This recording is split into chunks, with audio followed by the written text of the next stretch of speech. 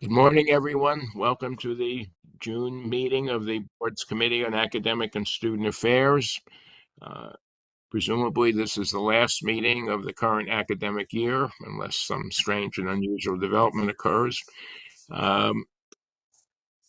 Meeting is hereby called to order. May I ask the Secretary to take attendance, please? Yes, thank you. Regent Bloom. Present. Regent Cummings. Present. Regent James. Present. And Regent Porth. Present. And I'm not sure if I saw her join. If our ex officio member, Kalina Sasanker, is here, I would like to recognize her. I don't think I see her. And I would like to declare that we have a quorum. Thank you very much. First item of business is item 2 on the agenda, approval of the minutes of the May 1st meeting. May I have a motion to approve the minutes of the May 1st meeting? So moved. Is there a second? Second. Second. Any comments or questions about the minutes? Seeing none, all in favor of approving the minutes? Aye. Aye. Opposed? Abstentions? Minutes are approved. I would like to move, change the agenda with the permission of the Regent members, to move item 7, which is the report from Western, including the new program, because Provost Haggadas has to leave the meeting early. May I have? I'm so moving. Is there a second to modify the agenda? Second. I'll second that. Yeah. All those in favor? Aye. Aye. Aye. Opposed? Abstentions? Provost Haggadas, it's yours. Thank you, Regent Bloom. Can you hear me well? Yes. Yes. Thank you. Yeah, I appreciate moving the agenda item. I'm actually in Europe as we speak, and I thank you all. Good morning, everyone. I also just want to recognize President Bernal. I see him here as well. Morning, Jesse. Good morning, President Bernal. We welcome to the meeting. Thank you, Regent Bloom. Thanks, Dr.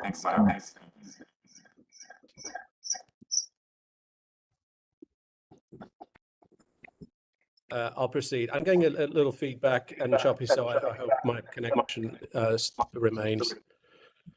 So I have a few things as part of the campus updates. First 2 items, President Bernal mentioned already at the full board meeting last week. We've recently finished a happy season of multiple commencements and celebrations of various groups on campus. We had over 900 students graduate, and this year we also brought graduate commencement back to our main campus in Ives, and people were very happy. There's a lot of excitement, a lot of happiness. Also this time, thanks to the board approval, we made an honorary doctorate, our first since 2017, to Mr. Bob Yeaman. And that was a very happy, positive moment. So that's been a great season, as with many of the institutions in this past month. Our NETCHI update, received our letter a couple of weeks ago. President Bernal already again updated on this. Generally positive progress to report out. And we'll continue to focus on 2 main areas around our finances and assessment of our institutional effectiveness, both of our academic programs and our student support non-instructional activities as well.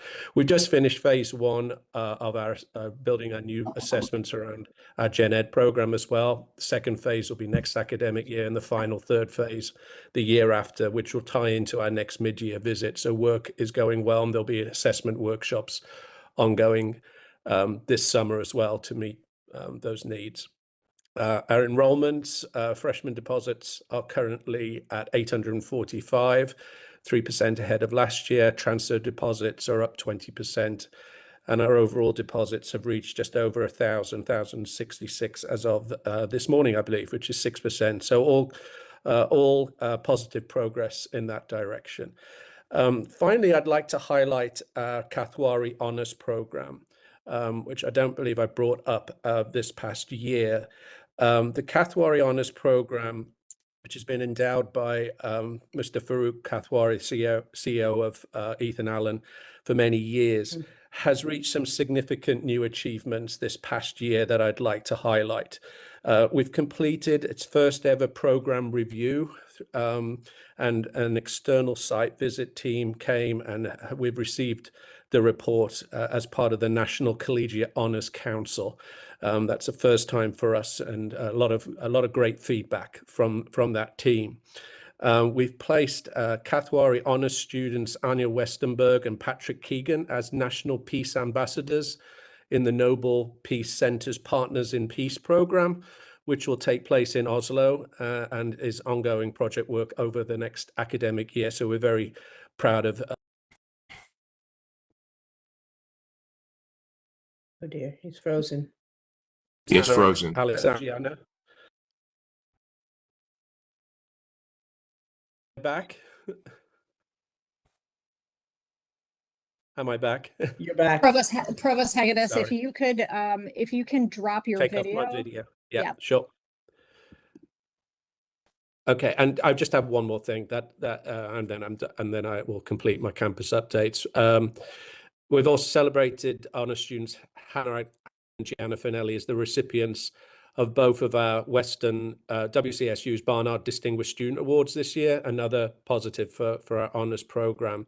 And there have been several programs and events of the seminar series who brought to campus Pulitzer Prize winning historian Dr. Marcia Chatelain, American Music Association singer-songwriter Rhett Miller, and the Wadsworth Athenaeum curator Laura Leonard. So I wanted to highlight the really amazing work of our honors program this past year as a significant highlight to wrap up this academic year. Thank you, Regent Bloom. Those are my brief campus updates, and I can continue into the next item of business as you wish. Yes, please go. The next item is your new program proposal, Social Work Master of Arts, MSW. Thank you, Regent Bloom. I'm joined this morning by Dean Joan Palladino, Dean of the School of Professional Studies, and some of the faculty who've helped develop the program. We're very excited about this proposal, new Masters in Social Work, that we've been developing now for some time. We bring it forward to you today, and I'll hand it off to my colleagues to present some further details. We want to make a point that we've been utilizing and adopting the Grade EI platform to look at market insights and to see whether this is financially feasible, but also if there's enough demand. And we've included quite a lot of data from that platform, as we have done in other programs this year and will continue to do.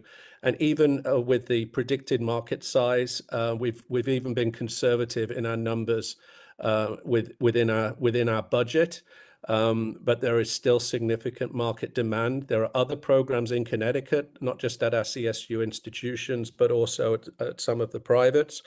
And the demand still outstrips the number of program completers in total in a much needed area. And the second piece is that this also ties into our addiction counseling program. So students will be able to, if they wish, complete more than one licensure in this area. So we offer that as something that's distinct for our MSW program here at Westcon. I'm going to pass it to Dr. Palladino and our colleagues from the Department of Social Work.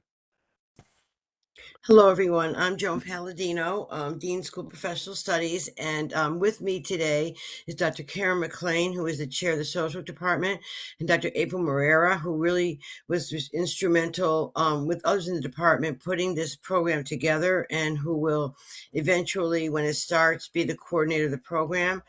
We have had for years a very successful BSW program. I know Dr. Hagedis just went into, what we found as far as a need. I think based on the Health Horizons grant the last few years, we know we need licensed social workers. This program will be a hybrid, so it will be drawing from our area, which has shown great need. Many of our students, and Dr. McLean and Dr. Moreira can speak to this more, our own students do go on for the MSW in other areas, and a lot of times they have to go to the private schools, and there is a significant cost to them. With this program, not only will our students be able to go on to the MSW because they graduate from our program, or anyone who graduates from a CSWE social work accredited program will be able to do the 1-year program. This is going to be 2 years as required by the accrediting body. Unless you graduate from a accredited BSW program, you can do the 1 year. The other significant thing is many students in our university from sociology, psychology also show a great interest in social work, as evidenced by their participation in social work programs. They will also be able to join this program, but they will do the 2-year. So I will put over to Dr. McLean and Dr. Moriera. I know they are on, but I do know some of them are having problems with their camera. But Karen, do you want to start? And I don't know if anybody has any questions first, but Go ahead, and we'll see if there are questions at the end of the presentation. Okay. Good morning, everyone. I'm also traveling, so if there's any it's that time of year. It's been quite a semester. So anyway, our program is going to have an addictions focus, which will focus on clinical and macro practice, as well as providing students the opportunity to take courses with addiction, so that once they complete, they can pursue their licensed clinical or LCSW, or their LADC, which is their substance abuse license. Our program, that I think is what makes us unique in terms of the other programs. Anecdotally, we've had students in the area as well as professionals within the greater Danbury and Western Fairfield County area say that, they would like to pursue a program within the area that's convenient. Our program will be mostly on ground, but we will have some hybrid options. And we've been getting a lot of positive feedback from our current students as well. And we even have students who have graduated who are waiting, if you will, to see if the program will be approved. And are any of your other colleagues going to be speaking at the moment? Dr. Morier, would you like to weigh in? Sure. I hope you can hear me. I'm not sure what's going on with my internet. I think Yes. it's just one of those days, so I apologize. Just kind of following up to what Dean Palladino and Dr. McLean said. We have a lot of our students, when they go on for their masters, are going out of state. They're going to Fordham. And over the years, we've been getting a lot of requests. So this is kind of opening up our area in the state of our little area in Connecticut, and meeting our students where they are, and continuing to grow. And like Dean Palladino said, a lot of times students in other majors who are getting their bachelor's come to our classes for social justice minor, or they take our 200 level courses and they're finding a newfound interest in social work, and they want to continue to get their master's. So again, we're serving our whole community, and even out of state students who come to WestConn want to stay in Connecticut for their master's instead of returning back to New York and New Jersey. So I just think it's a really great opportunity for our students. Thank you. Regent Blue, I just want to wrap up our presentation of this by highlighting also in the pack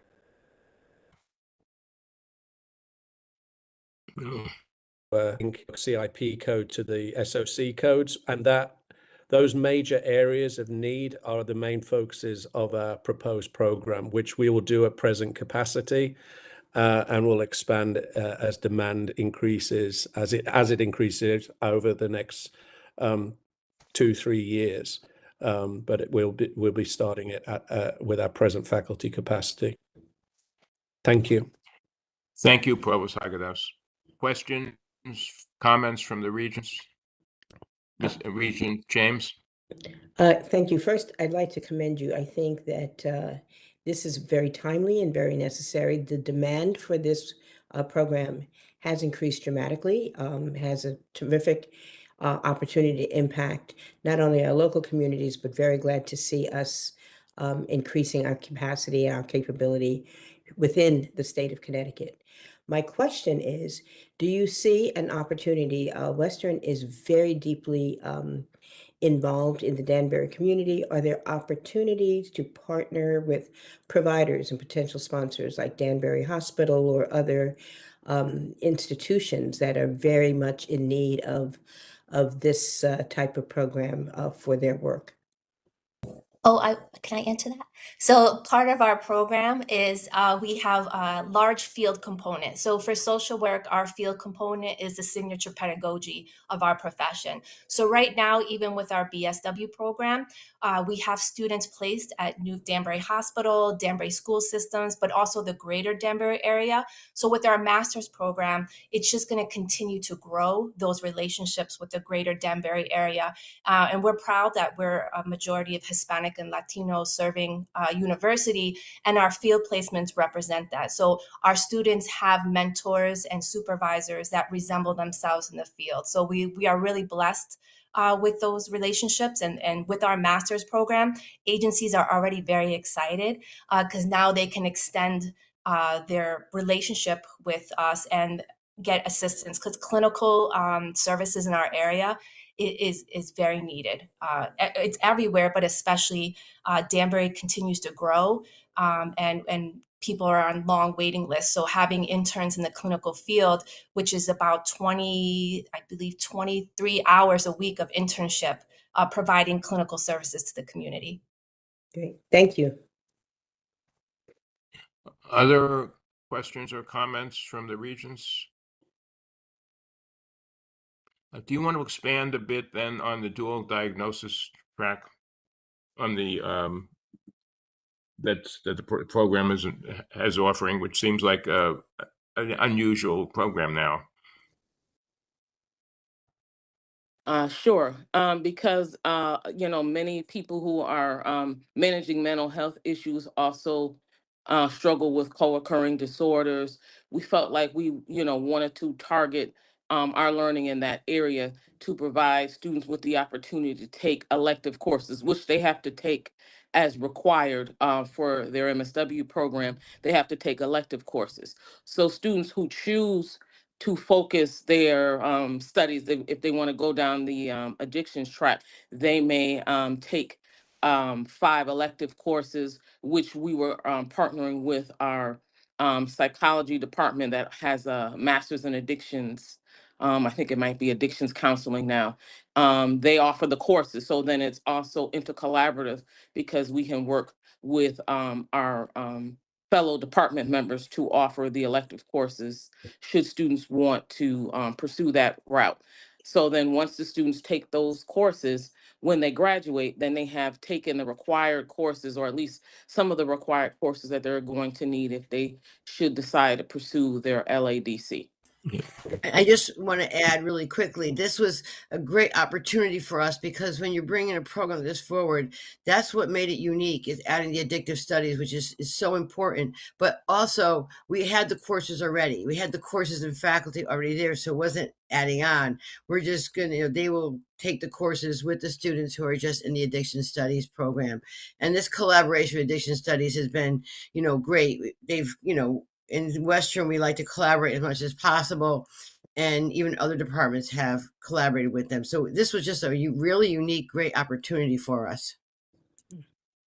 Thank you. This is very, very helpful. Before we move to a vote, President Bernal, do you want to add anything to what's been said thus far? One, sorry about everybody's internet issues. It must be a West Side thing, but I appreciate it. No, Regent Bloom, I just want to say, this is aligned with what we'll be doing in the future, really looking at the markets locally and how we can support not only Western Connecticut, but going into New York and New Jersey.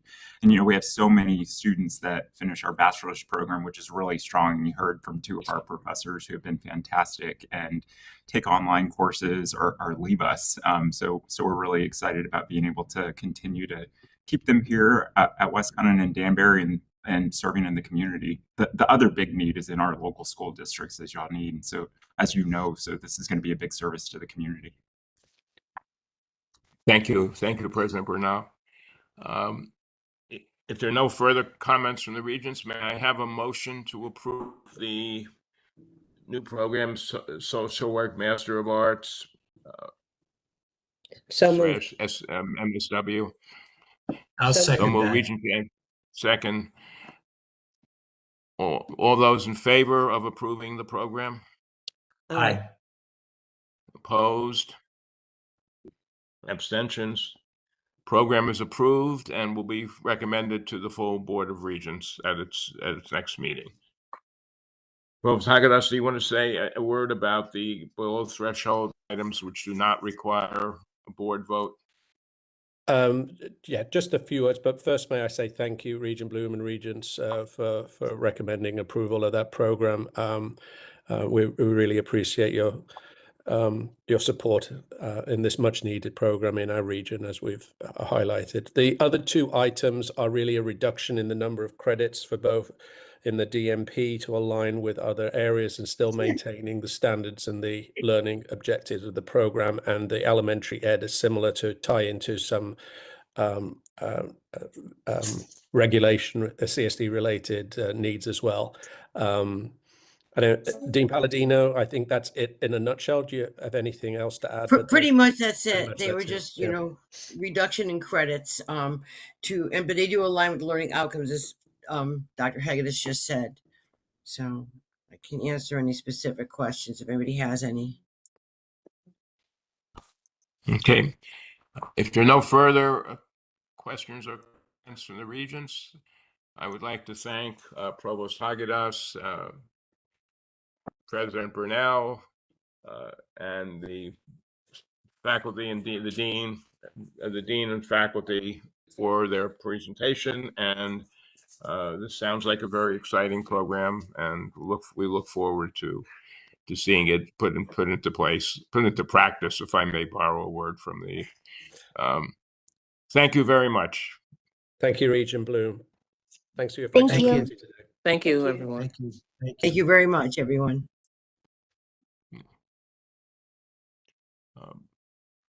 We're back to item 3 of the agenda, which is the Dual Credit Advisory Council report. We've discussed this earlier in our earlier meetings, and may I ask our Vice Chancellor to introduce the topic? Absolutely. Good morning, everyone. I am going to start this report by handing it over to Chris Drury and Kelly Falvey, who are both on the call today. Good morning, everyone. Thank you for the opportunity. We're happy to share a year-end report from our inaugural year of getting together as the Dual Credit Advisory Council. We collaborated in a variety of ways that are highlighted in our end-of-year report.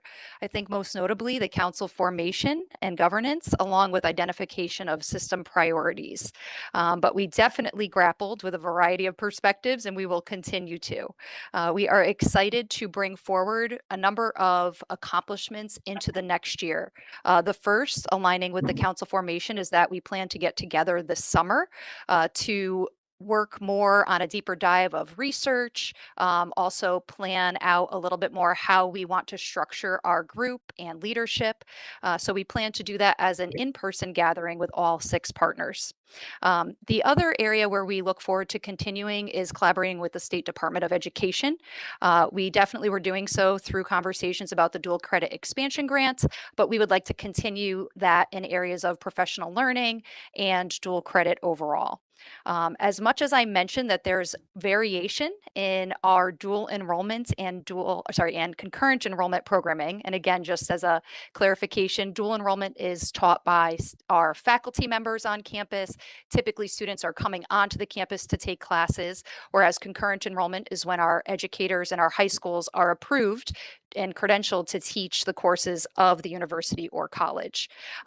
what we noticed in our conversations and our agenda items was that the theme of concurrent enrollment came up in everything we were doing. And we think that that is an extension of the legislative requirements, but also budgetary concerns. And so we just bring that up because accreditation from NASAP definitely seemed to be a thread that was interwoven between all of our conversations. And I'm going to hand it over to Chris to continue that conversation. Thanks, Kelly. So yeah, the council became a vehicle for the institutions to all have a chance to discuss NASAP accreditation, which is required by statute by 2028 for universities offering concurrent enrollment courses. So the universities and college are at different stages of the accreditation cycle, which is a 3 to 4 year cycle. So we typically would set aside some time to discuss just accreditation progress, and it often led to branching of side meetings about accreditation conversations and everything. So Eastern will be submitting our application in 9 days by the June 15th due date. And then next year will be a review year, but as an example of where some schools are at in the cycle. Related to accreditation, at the core of being able to be accredited is faculty liaison oversight of courses. It's one thing that institutions have been struggling a bit with, is just faculty bandwidth to take on all of the growth that we've all seen with concurrent offerings. So that'll be a priority for next year. We pulled everyone on priorities for the council to take up this year, focus on tuition and fees. But one item we plan to take up next year would be compensation for faculty liaison work in 26-27. So that's one thing we want to find more consistency on and give recommendations on some consistency. But there are a couple of others, and Kelly's going to pick that up. Thank you so much. So as you mentioned, Chris, we did start by surveying all of the members of the council, and we used that to align our agenda items. But we also were taking in our partner feedback from our secondary schools. And so in some of the events, for example, that we had hosted at CT State, we were hearing feedback from our partners about could there be potentially a shared academic calendar on the concurrent side with our CSCU partners, as well as grappling with some of the questions about when we're partnering with certain organizations that offer curriculum, how does that fit into our NASAP accreditation needs? We also discussed areas such as prerequisites, Office of Disability and Accessibility Services. And so those were some of the areas that we were getting feedback from our partners that we focused on. But one area that partners did kind of share that they were interested in CSCU potentially using is the dual enroll software. And so in our year-end report, we highlight that a number of our conversations had to do with shared infrastructure and systemizing communication. And so there are a few of us on the council that our institutions have been customizing and will utilize or are utilizing the dual enroll software. And what this software does is it allows for the high school and the college to collaborate on the data on the student admissions and registration side. Just offers more transparency to the high school. And it also has an option for a new teacher credentialing repository and an ongoing assessment repository, which aligns very well with the NASAP accreditation needs. So that is an area that we didn't make any recommendations or final decisions, but we are looking collectively about, is that something that CSCU would like to adopt and license together, considering that I believe Central and CT State are currently licensed to use that. With regards to that, we are working towards hearing out our partners and seeing what agenda items might come up for next year so that we can provide more consistency. And I believe, Chris, one of those partner areas you were going to highlight does have to, again, do with the concurrent side of things in the NASAP accreditation. So you're seeing this theme here. Thank you. Yeah, so last summer's new CSCU dual credit policy that established the council also established a requirement of teacher credentialing. So when new high school instructors apply for approval to gain an approval from a university academic department, the new policy established 18 graduate credits in the discipline requirement for credentialing.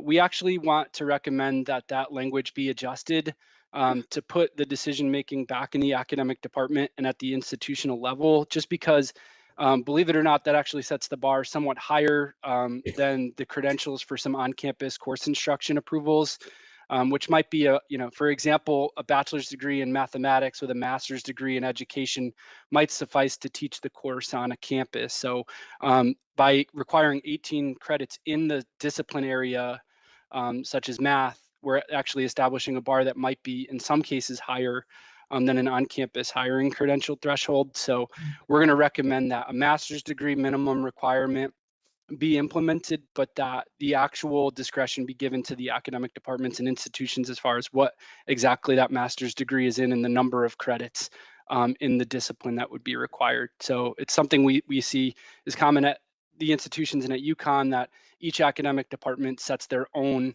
minimum credential with the minimum bar being a master's degree. So that is one concrete recommendation the council agreed on unanimously at our last meeting. Overall, the work of the council has been a real team effort this year, with support from Carly Kubasek and Patrick Carr and Ainsley Diamond at the system office. So we want to thank them for their support on the council's work this year. And I believe Vice Chancellor Diamond will also have some comments on the recommendation the council has made on budget support and tuition and fees going forward. Absolutely. Thank you so much. So I just want to take this moment to put the council's recommendations into context. And I'm going to start talking about some of the conversations that we had about fiscal unsustainability. Anyone on this call that has anything to do with dual and concurrent enrollment understands that as a state, we are ranking right at the bottom as far as fiscal support from the state. And the challenge with these programs is ethically and personally, we all see the benefit of partnering with our high schools. All of the data that show that early integration of students into our campuses, into our curriculum, it just benefits the students, but the entire fiscal burden of that falls on the institutions. So our institutions are pulling from operating costs. There are so many pieces to unpack here. Faculty liaison stipends, transportation needs, there's a lot to consider. So when you see this recommendation, this is a recommendation for further study. We need to pull in our CFOs. We need to do a deeper dive with the provosts, with the presidents. One of the recommendations that I can go in deeper if people have questions about it, but there has been conversation about charging at a very, very low cost, $50 per credit. Yes, there was a typo in the recommendation. I think it says $50 per course. But that is its own challenge. CT State, CCSU, they do not charge at all. So how would we possibly move this forward? So I just wanted to give some context for what this recommendation is. And much like Chris and Kelly were talking about, this advisory council are the people on the ground on the campuses doing this work. They know the challenges that they are facing. So this advisory council will come forward with recommendations of what they should focus on. But then the next step would be, okay, so we're having these conversations about possibly changing the language around teacher certification. We're talking about funding models. Then the next step would be getting the appropriate people in conversations to read recommendations and to further these conversations. So I just wanted to put that forward, that this group has done an incredible amount of work, and it again is great evidence of having system-wide committees with the right people on it that are able to collaborate. And especially in this context with dual and concurrent enrollment, a lot of these professionals are isolated. They are doing wonderful work isolated on their campus with minimal support, if any.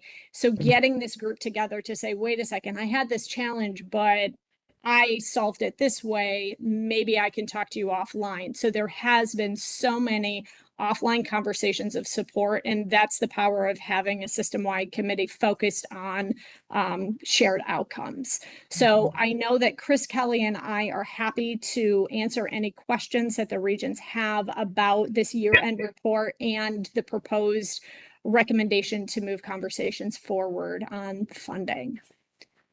If I take it before I open it to questions, I take it there will be further concrete recommendations coming forward during the next academic year regarding. Absolutely. Questions or comments from the regents? Ira, this is Rick. I have a question. First of all, I really appreciate this presentation, and the level of detail you're working on.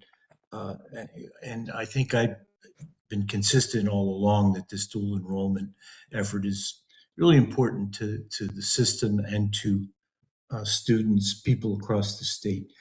If I got this right, you focused in on three main areas. One is the high school teacher credentialing. Second is the need for more funding from the state to pay for some of the costs associated with the whole program for CSCU. And the third is that software platform. What is the biggest,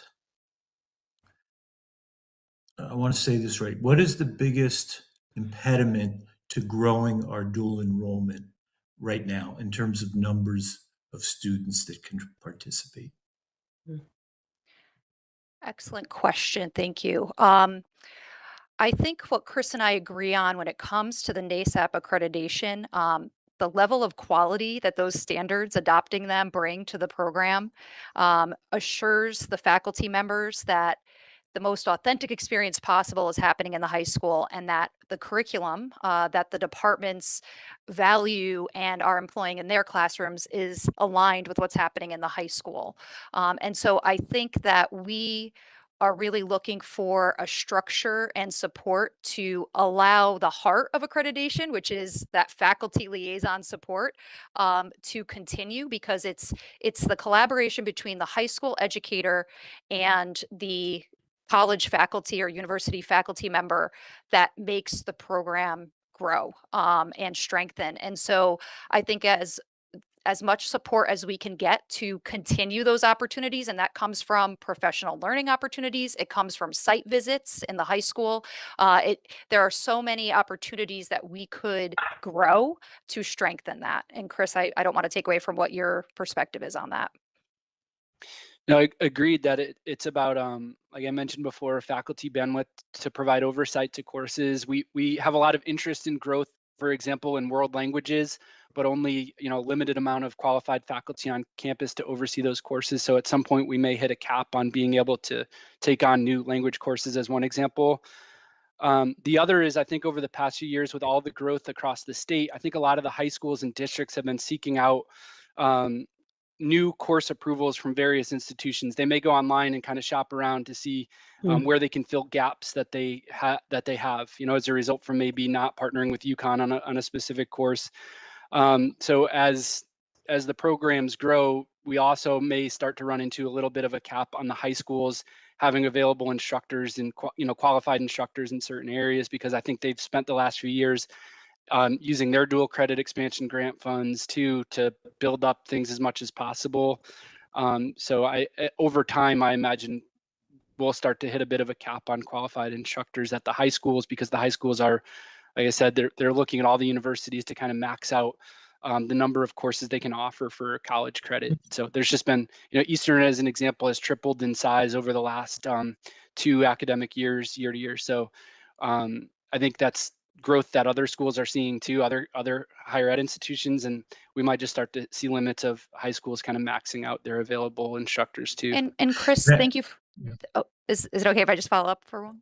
Is it? Sure. I know that we gave our precursor that we were heavily focused this year on concurrent, but with that excellent question about further concrete action steps that we'll recommend next year, I don't want to leave out the dual enrollment side. And so some of those areas, Chris, that you were bringing up, if we really can focus on sustainable funding, there may be opportunities where some of those gaps that you mentioned, Chris, could be filled by students coming on campus. But again, the funding would be the concern there. Thank you. Ira, can I ask one follow-up question and then I'll stop? Please. What are the most prevalent courses for dual enrollment initiatives? I can speak to CT State's summary when it comes to concurrent. Our dual enrollment side is much more focused on, I would say, general education credits, but on the concurrent side, our School of STEM and our School of Business and Professional Studies have the most concurrent sections.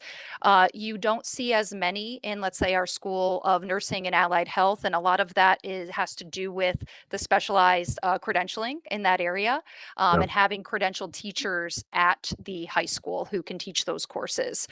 So areas that come to mind in the School of Business and Professional Studies would be culinary for CT State, and business courses. We see a lot, I think, across all 6 partnerships with the personal finance graduation requirement and the collaboration with the colleges to offer that. Thank you. Okay, thank you. Ira, Regent Yes, Cummings has Regent had her James. hand up for a long time. It's so difficult to see the raised hand on the screen, but Regent Cummings has been trying to get our attention for quite a while. I'm sorry, Regent Cummings. I can't always see all the faces at the same time, so I apologize. Regent Cummings? Not a problem at all, and no big deal. But Ainsley, I really appreciate your pointing out the financial implications of these programs, and I'm not sure if it would be useful or not, but to do a breakdown of actually what it costs a given campus, just so that we can see the extent of the issue and hopefully find solutions so that it's not an impediment for the growth of these programs. So I really appreciate you bringing it up as opposed to one of us bringing it up. It shows that you're well aware of the issues that affect the campuses. The other thing I'd like to mention is I also like the fact that there's faculty liaisons that are kind of key to this whole process. And I'd be really curious, again, at a future meeting, I would love to hear a firsthand account of what it's like to be a faculty liaison. In other words, when they walk into a high school, how do they determine whether or not a course is equivalent to what's offered at the campuses? And I'm hoping that, those kinds of discussions might lead to the generation of a best practices package that then, because obviously if we want the program to grow, we're going to need more faculty liaisons, and any kind of guidance that we can give those folks to do their job well would be useful. So I'm more or less just curious to see what that job, how they're doing it now, and how they're trying to ascertain whether or not a course is equivalent to what's offered on a campus. That's all. Thank you, Regent Cummings. Regent Bloom? Yes. This is Jesse. Can I just add one thing about I don't think we can underestimate the questions around the lack of funding for dual and concurrent enrollment. I will say, for WestCon, to Regent Cummings' question, to WestCon, it's about a $2 to $3 million cost to the university, and that's just tuition. So that doesn't include the wraparound supports, the faculty liaison work, other resources that are provided. And just like Eastern, we've increased under Provost Hegedus's leadership our dual enrollment significantly over the last couple of years. We had under 100 students when he arrived, and now we're closer to 800. And we've intentionally capped that this incoming year because every new student that we enroll into dual enrollment adds to the deficits that you understand that we already have. And we're also losing a pretty significant grant that has been supporting some of the services that we've been offered on campuses. So in order for us to ensure a student is successful in those classes, which we really, really want them to be, we're going to need to institutionally fund that support that happens at the campus level. So on the positive side, there is some funding for low-income students and free and reduced lunch students that's been sent in this year's budget, but it's not sufficient. It's minimal, but it's going in the right direction. So, I think Dr. Diamond really stressed our moral and local obligation that we all feel to provide this support, but we also have to think about the resources that come with that for sure. Do we have an idea of how many students overall within CSU or sponsored by CSU are involved now in the program? And doing concurrent enrollment activities? Yeah, we do. Yeah, yes, we definitely do. And I don't have the number on the tip of my tongue right now, but we've been, again, back to Regent Cummings' comment a moment ago. These data are what we have been amassing. Love the idea of doing a deeper dive into the true day-to-day work of a faculty liaison, but the cost breakdown as well. That's what this recommendation is. We have compiled from the advisory committee perspective on what the funding is. And now the next step would be to circle back with the CFOs, the provosts, and the presidents to make sure that that lens is wide enough for all of it. But it sounds like we are going to be amassing a full report that's pretty in depth for all of you, which we are happy to do, which will include the actual numbers. Again, I don't want to put my colleague Tamara O'Day Stevens on the spot, but this is also the moving target of our enrollment reports too, and how you calculate and how dual and concurrent students are coded within our systems is part of this conversation as well. Yeah. Yeah, that was going to ask about that. Yeah. Yep. So, are they visible in Banner? Can we know who they are? Yes, they are. But again, the part of the conversation is how each campus codes them. We know how they code them, but making sure that that is a easier process and it's more succinct is part of the conversation. And I saw that Regent James' hand was up as well now. Yeah. Yes, I see. Regent James? I believe Provost Ferreira's hand was up before mine again. I can see the hands, and I'm not sure everybody else can, but I know his hand up was before I put mine. Please, Regent James, do you want to go first? I can go after you. No, I just wanted to comment on, just the general task that we all have ahead of us. And I am really very impressed with the thoroughness of the research. And the fact is, we come up with concepts that we know long-term are really, good and in the best interest of the students. But the understanding of the complexity of executing some of these ideas and putting it in context is a challenge that we have, particularly with respect to talking to our funders.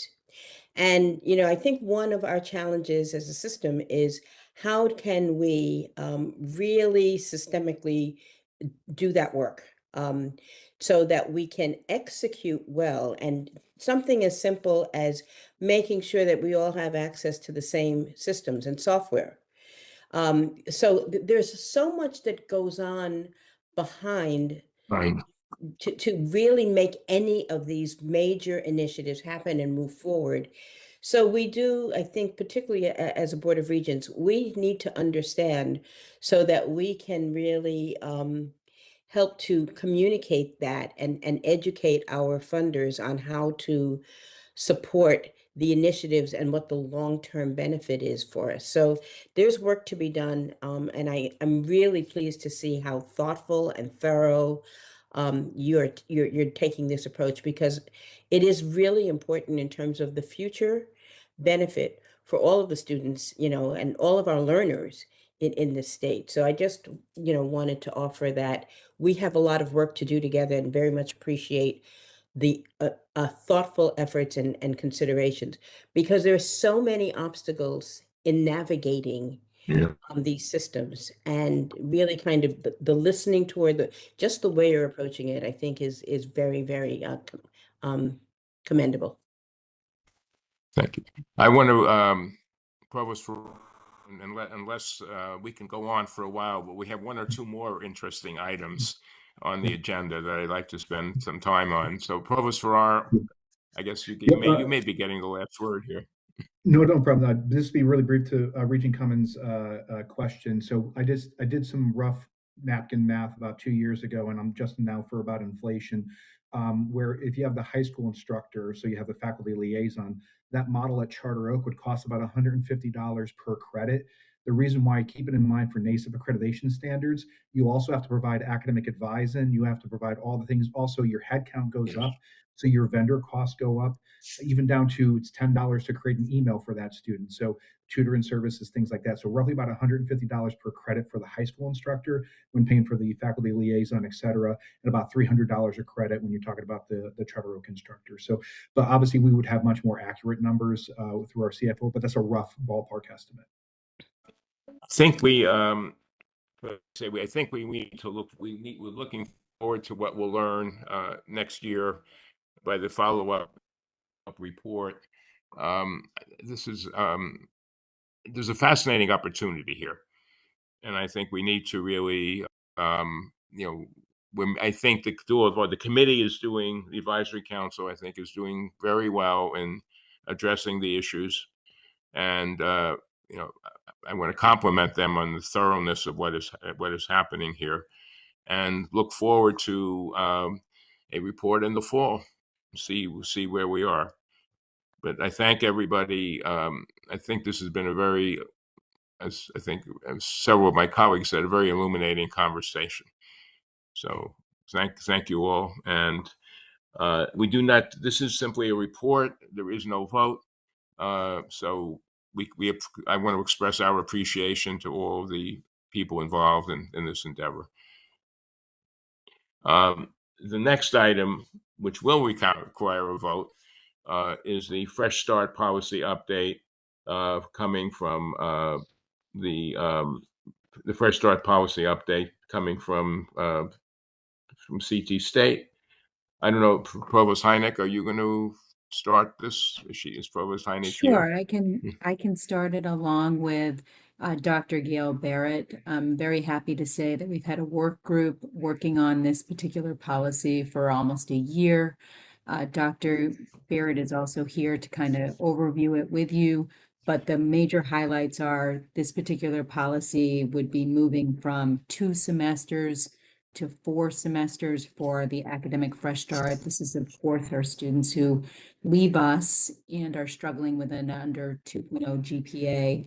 It would also look to have a certain date in which students have to apply by the last date of classes when they first return. But Dr. Barrett, you're here.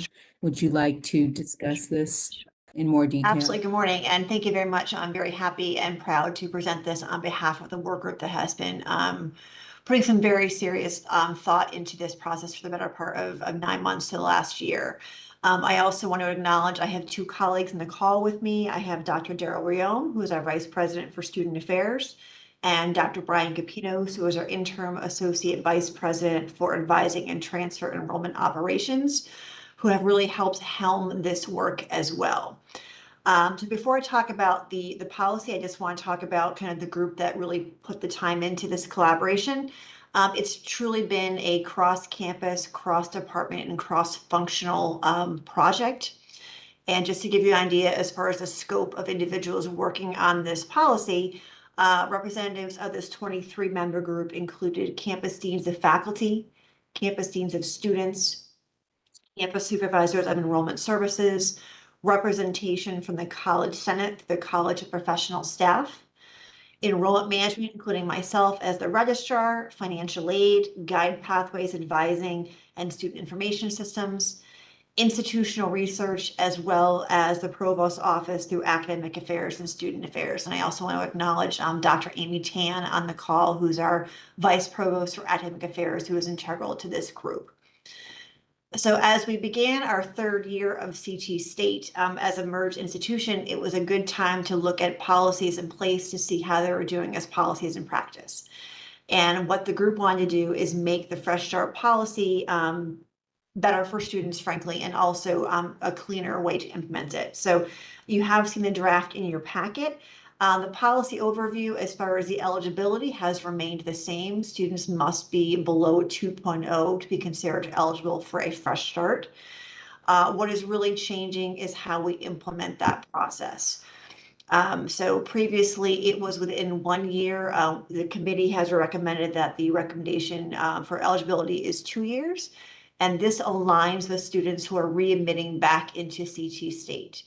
By aligning it with our readmissions practices, it also gives us a better opportunity to do more proactive outreach to students who may benefit from Fresh Start. And we're also looking at ways to develop reporting, as well as putting information into readmission accept packets to make students more aware that Fresh Start is an option for them. So that 2 years does give us the ability to do that. We are also looking as far as how we implement it. Current practice says a student has to apply for Fresh Start. Once they are approved for Fresh Start, they must wait until they have successfully completed 9 credits to have that Fresh Start applied to their record. We felt that was another barrier to students, and what the work group recommended was to eliminate that 9 credit, almost probationary status, if you will, and grant the Fresh Start to the academic record at the time of approval. So once the Fresh Start group put this together, we did what I would call a very intensive and deliberate outreach to our colleagues across CT State for their feedback. We reached out to numerous work groups and stakeholders throughout the month of February through surveys, incorporated their data into the version that you see before you today, and also had it embedded and endorsed by our college senate. So we feel it's a very strong policy. We feel it's a step in the right direction as far as productive and proactive outreach to students, as well as a more student-friendly policy. Daryl and Brian, I'm going to turn it over to you to make sure I didn't miss anything before we open the floor up to questions from our colleagues in the call. Yep. Have you completed the presentation then for the moment? I have, but I've asked if Daryl and Brian want to weigh in before we open the floor up. Let's open the floor up to questions. I think you covered it pretty well. Thank you. Okay. Questions? Let me ask, I just want to understand it more. What we're approving, what's before us today is the resolution that is on page 23 of our file. Okay, endorsing the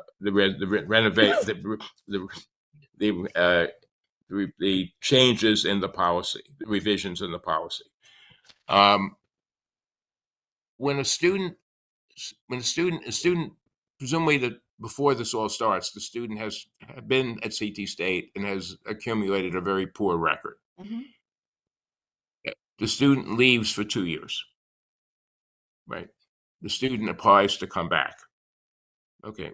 One of the things, the GPA, the idea here is that the student's GPA will start afresh when the student returns. Correct. And any of the courses and the courses that the student had taken in the his or her prior incarnation at CT State will show on the transcript, but will not be part of the GPA of the student. That's correct. Yes.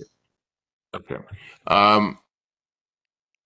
Even though in the course of failing out, the student may have had 1 or 2 A's or B's, theoretically at least. So those do not go into the computation of the new revived GPA. Is that correct? That is correct, but those courses can still be used to meet graduation requirements. Yes, they're in the transcript, and yes, anybody who gets a transcript will see them. Will see those courses. Yes. Yeah, and there is a notation on the transcript to reflect that the Fresh Start has been applied to that particular student record. Okay.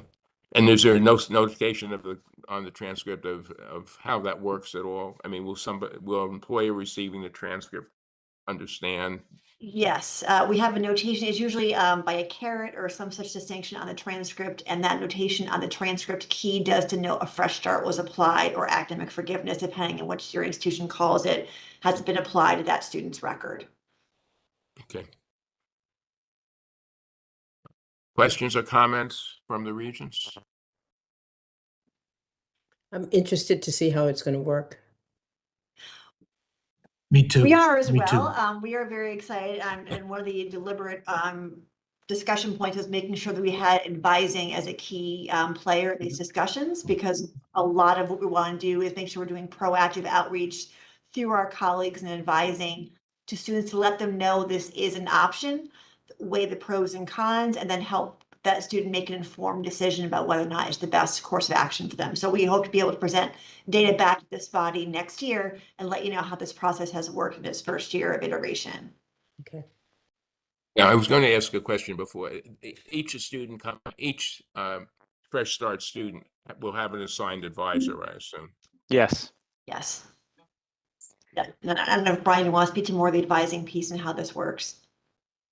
Yeah, so essentially the changes in the policy will allow a number of opportunities for data collection to ensure that our pipeline is clean about students who are eligible for this, that we're able to have consistent communication with them about the opportunity. Their advisor has this discussion with them as part of the process, filling out the form, getting it processed. So every step of the way is, I think, just going to be cleaner overall with this process as far as data collection is concerned, ensuring the advisor and student are having a conversation about it, and then processing it and ensuring we can collect good data and come back in a year and show you the success of this.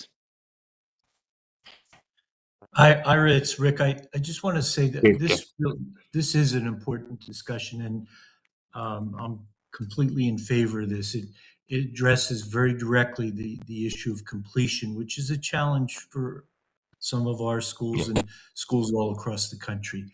I would ask that we have the chance to discuss this as it's being implemented, so that we can all stay nimble and tweak it if we find that there are certain aspects of this that lead to more completion for our students. But this is a good idea. Thank you. Thanks. Thank you.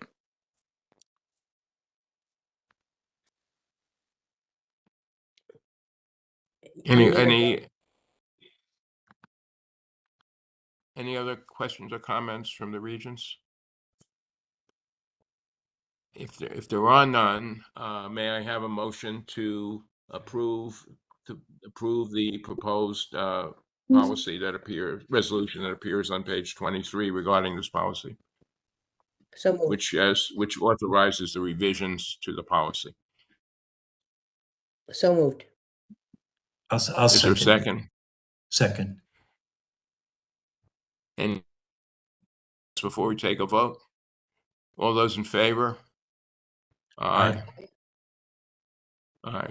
Opposed? Abstentions? Okay, nice. Carry forward, Provost signing.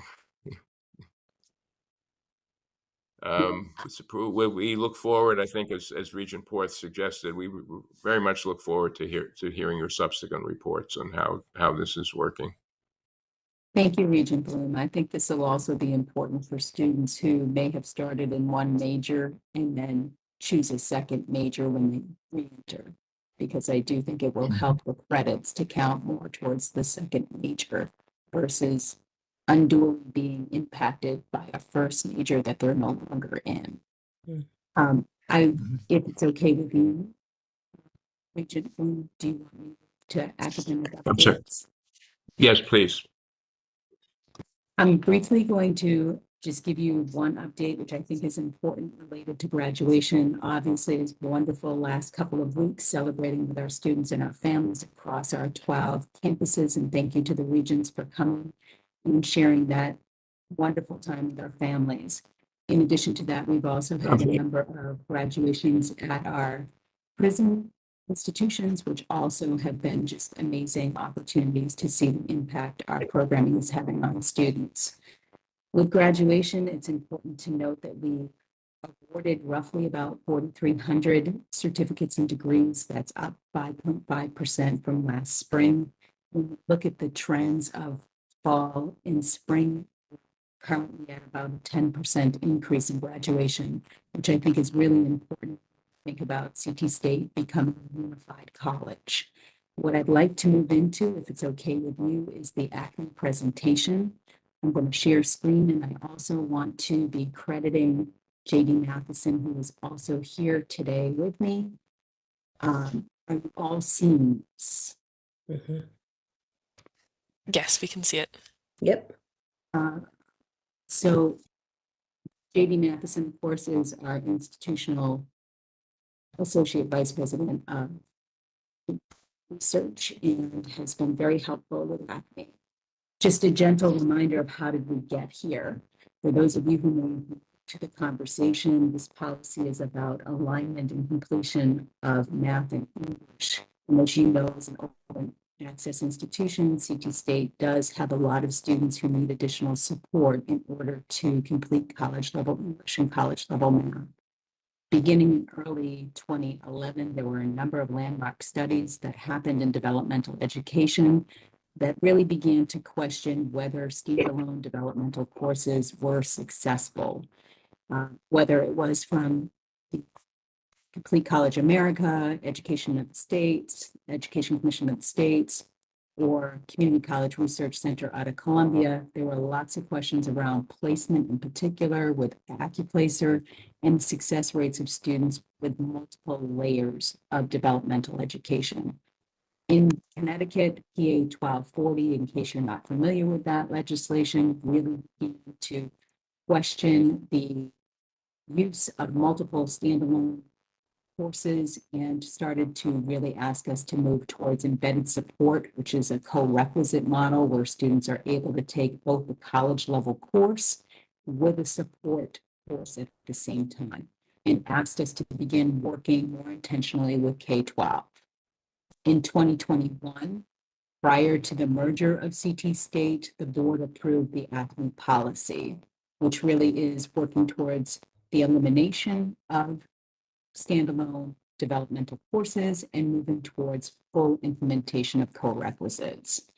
Because we were merging in 2023, the board did provide an extension, and then again last year, an extension for full implementation of the ACME policy. At the same point in time last year, you'll remember that CT State went forward with our team report to NECHI, and although most of it was very positive, we were having an area of emphasis specifically on our implementation with ACME.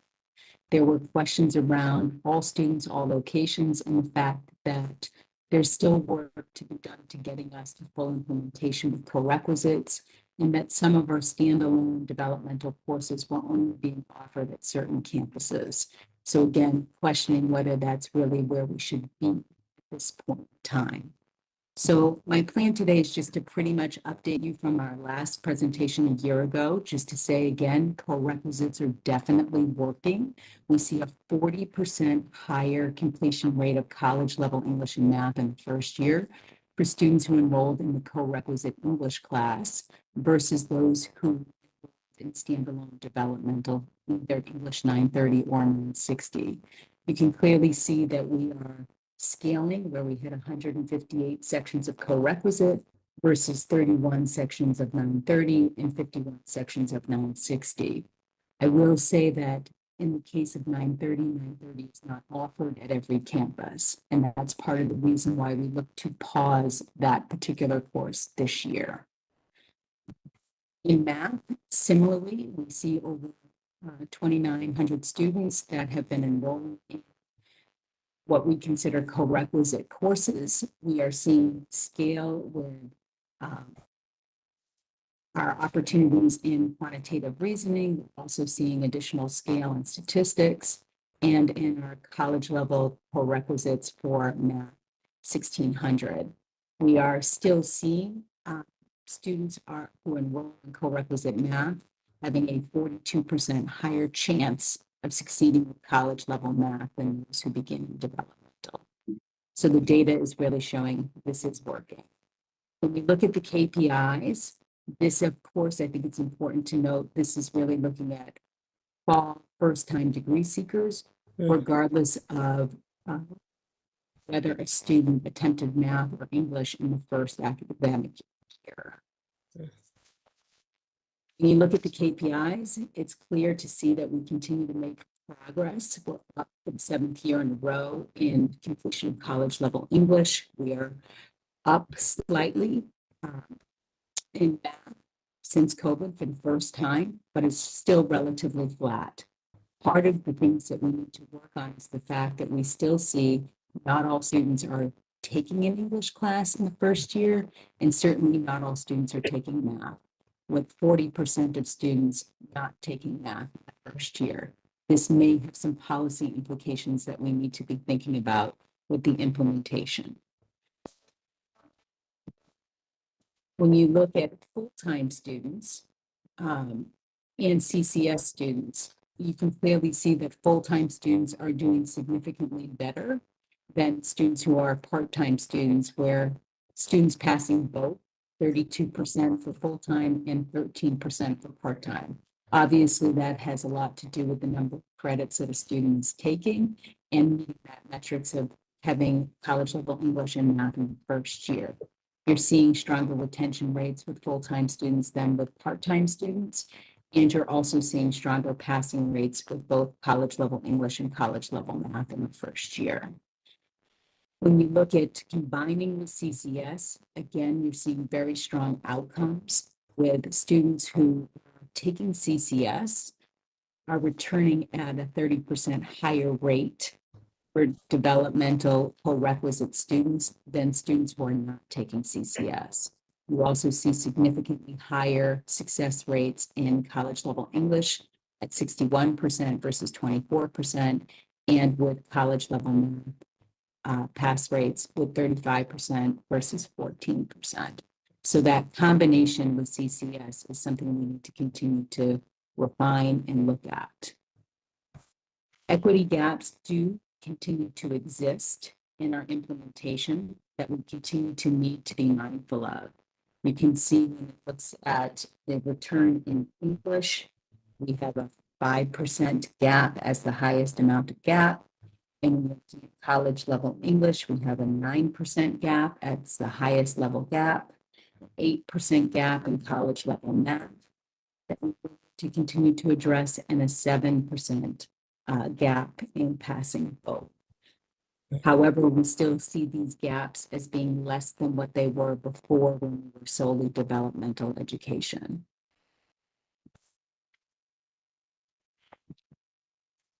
When you look at other aspects that impact the ACME metrics, you can see that women and men, there's a slight differential between how they're doing as far as these poor pass rates, as well as Pell payment and non-Pell payment.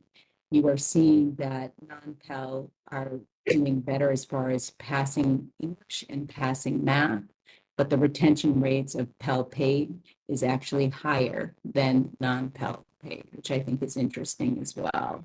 And then look at older students versus younger students, we are seeing that by and large, there's a small gap between those students who are traditional learners and those who are older learners that we need to continue to be mindful of.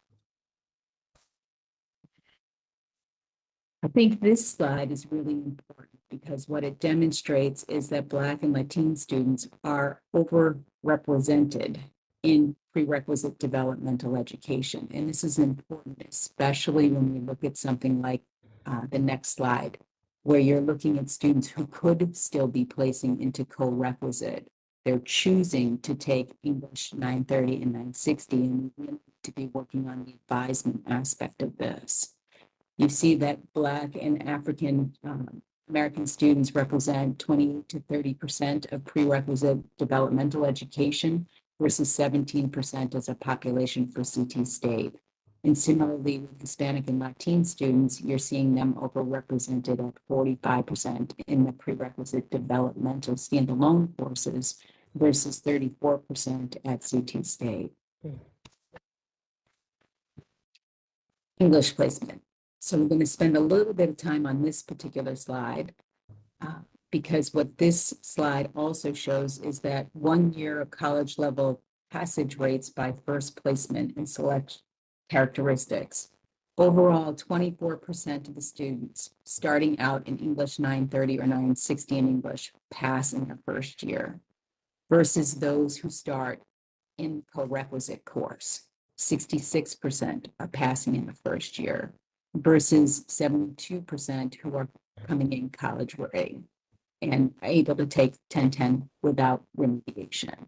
And you can see that the differences around different demographics, whether it's Black, whether it's Hispanic and Latino, or whether it's first generation, 25 and older, Pell and part-time. I think this slide is also, to me, a game changer, because what it shows is that 1 or 2 years, giving additional year for students who take that prerequisite course versus it as a co-requisite course, the differential does not narrow when it comes to giving that extra year. In fact, 2 years out, which you would expect the person to be able to make that college level English class, the differential still remains at 40%, from 76% to 36% for those who started in English 930 or English 960 versus the 910, 1010. I think this too demonstrates placement. So when you look at this particular graph, I'm going to call your attention to the column that is looking at the 1.3 to 1.7 and the column of the 1.7 to 2.0 GPA. What you clearly see here is that students are passing. They're able to enter that course, whether it's English 930, 60, English 910, 1010, or English 1010, that they're passing at significantly higher levels with the co-requisite model than with the standalone developmental. You're seeing a similar situation with the reading SAT scores.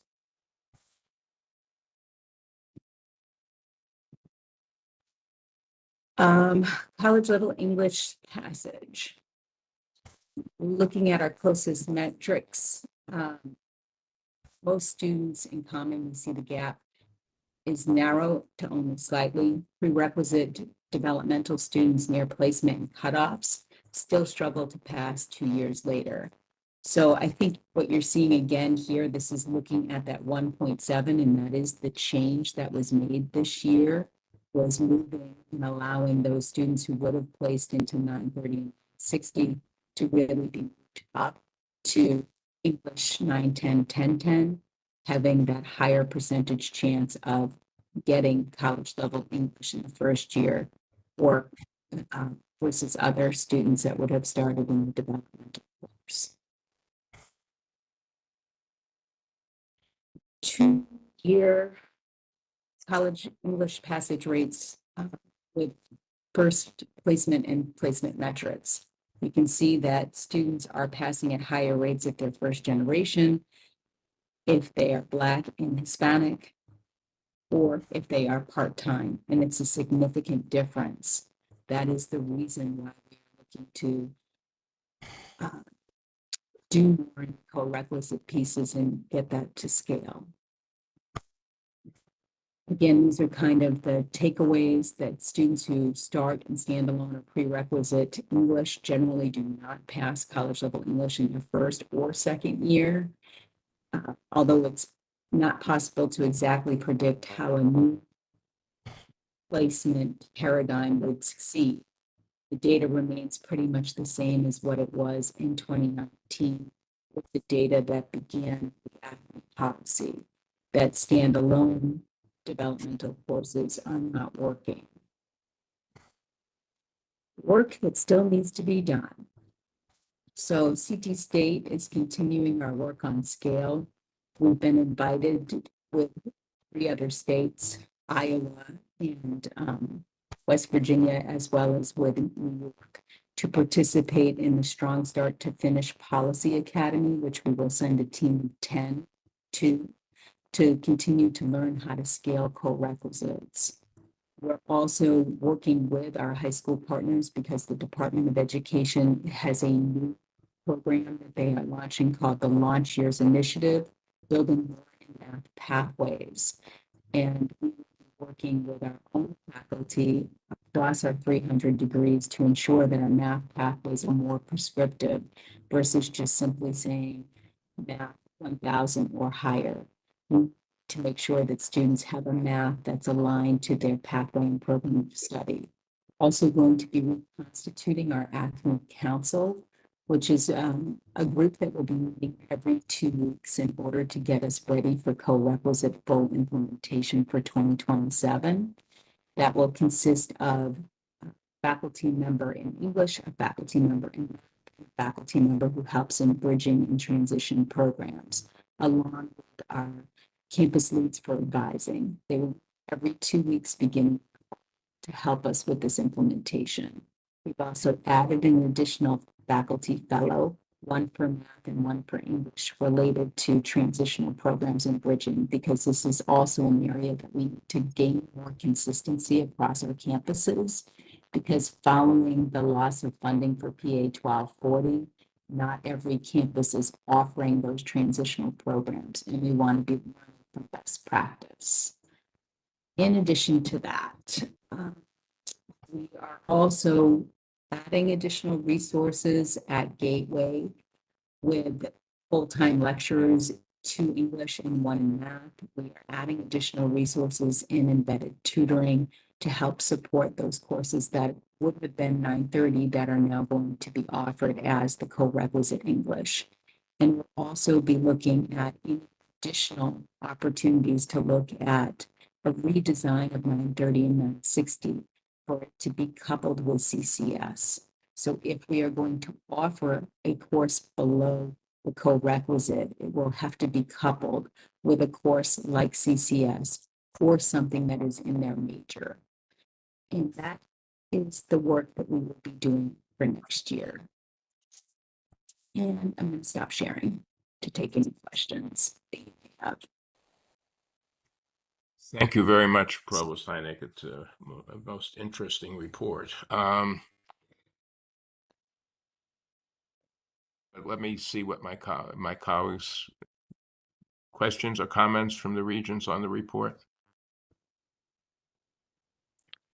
Yep. If I guess I'm the only. No, Juanita Region needs 4, to be the Region the 4 hand police. also. Where is she? I'm the hand police. Region Cummings has his, yeah, and now so does Region 4th. But Yeah. Yeah, Karen, I'm just curious for math. I view it more straightforward than English. I always am mystified by how an English professor even survives that job. But at any rate, what other assessments are out there to measure math learning? I mean, we're using pass rates as our yardstick. Is there anything else out there that you know that you would put some trust in? That's a great question. I think with assessing math, we have a number of different things for placement, but it's really about how do we know that the math course that's chosen actually works in their program of study. And I think that's what we're really trying to work towards, if that makes sense. With math placement, we're currently using the ALEX placement tool. In addition to high school GPA, but it still seems that high school GPA is probably still the best indicator for math placement. That placement tool, have you tried? In other words, an incoming student takes the placement tool, you get an idea of where they're at. Do you ever do a post test using that same tool after they've taken their math courses? It's a great question. I don't think we've currently done that. Regent Cummings, I can certainly reach back with our math faculty and get a sense if we could do something like that in the years ahead. Yeah, my concern is obviously, say I'm an adjunct math professor and I've got a group of students. With a stroke of my pen, I can change the pass rate from 50% to 90%. Same learning, same students, same everything. It's all up to me whether that 50% pass or 90% pass. And certainly there's a strong incentive for me to pick the 90% number. And so if we're basing the success of a program on what could be shifted because of frankly, the job security issues with adjuncts especially, I'd like something that would back up the use of pass rates. In other words, some type of other metric that would give us more confidence that pass rates are the way to go. I think one of the things that we use in English, and mostly we don't use it in math because we don't have as many majors that require the next sequence course in math, because oftentimes many of our degrees require just 1 college level math versus 2. Unlike in English, we do look at how do students do after they've taken English 1010, and then how do they do in English 1020, which is the next sequence course. I think with math, it's a little more difficult to assess because yes, it's the college level course and did you complete it? but I think it's also how are you doing in science classes? How are you doing in the other curriculum that aligns to the needs for those math competencies? Regent Porth. Yet another really important issue. Really appreciate all the work you're putting into this. We what can the what can the board do to support this effort? I recall a presentation made last month too about success rates connected with part-time status versus full-time status. How does that factor into this discussion, if at all?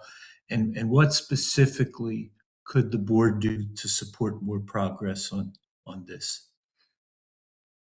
I think the aspects that we need the board's support with is looking at dedicated funding.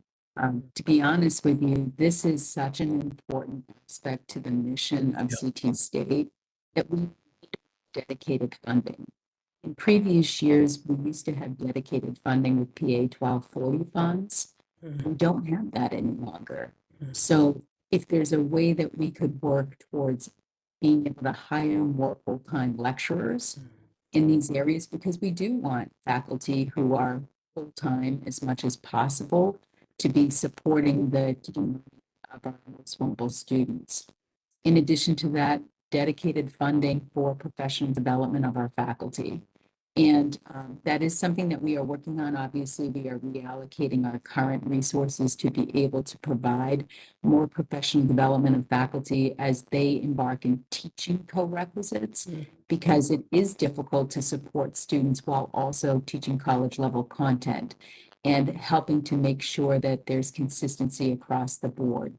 In longer term, we are also looking at how do we gamify some of the work that is being done too, because we know that that is something that younger learners are looking for.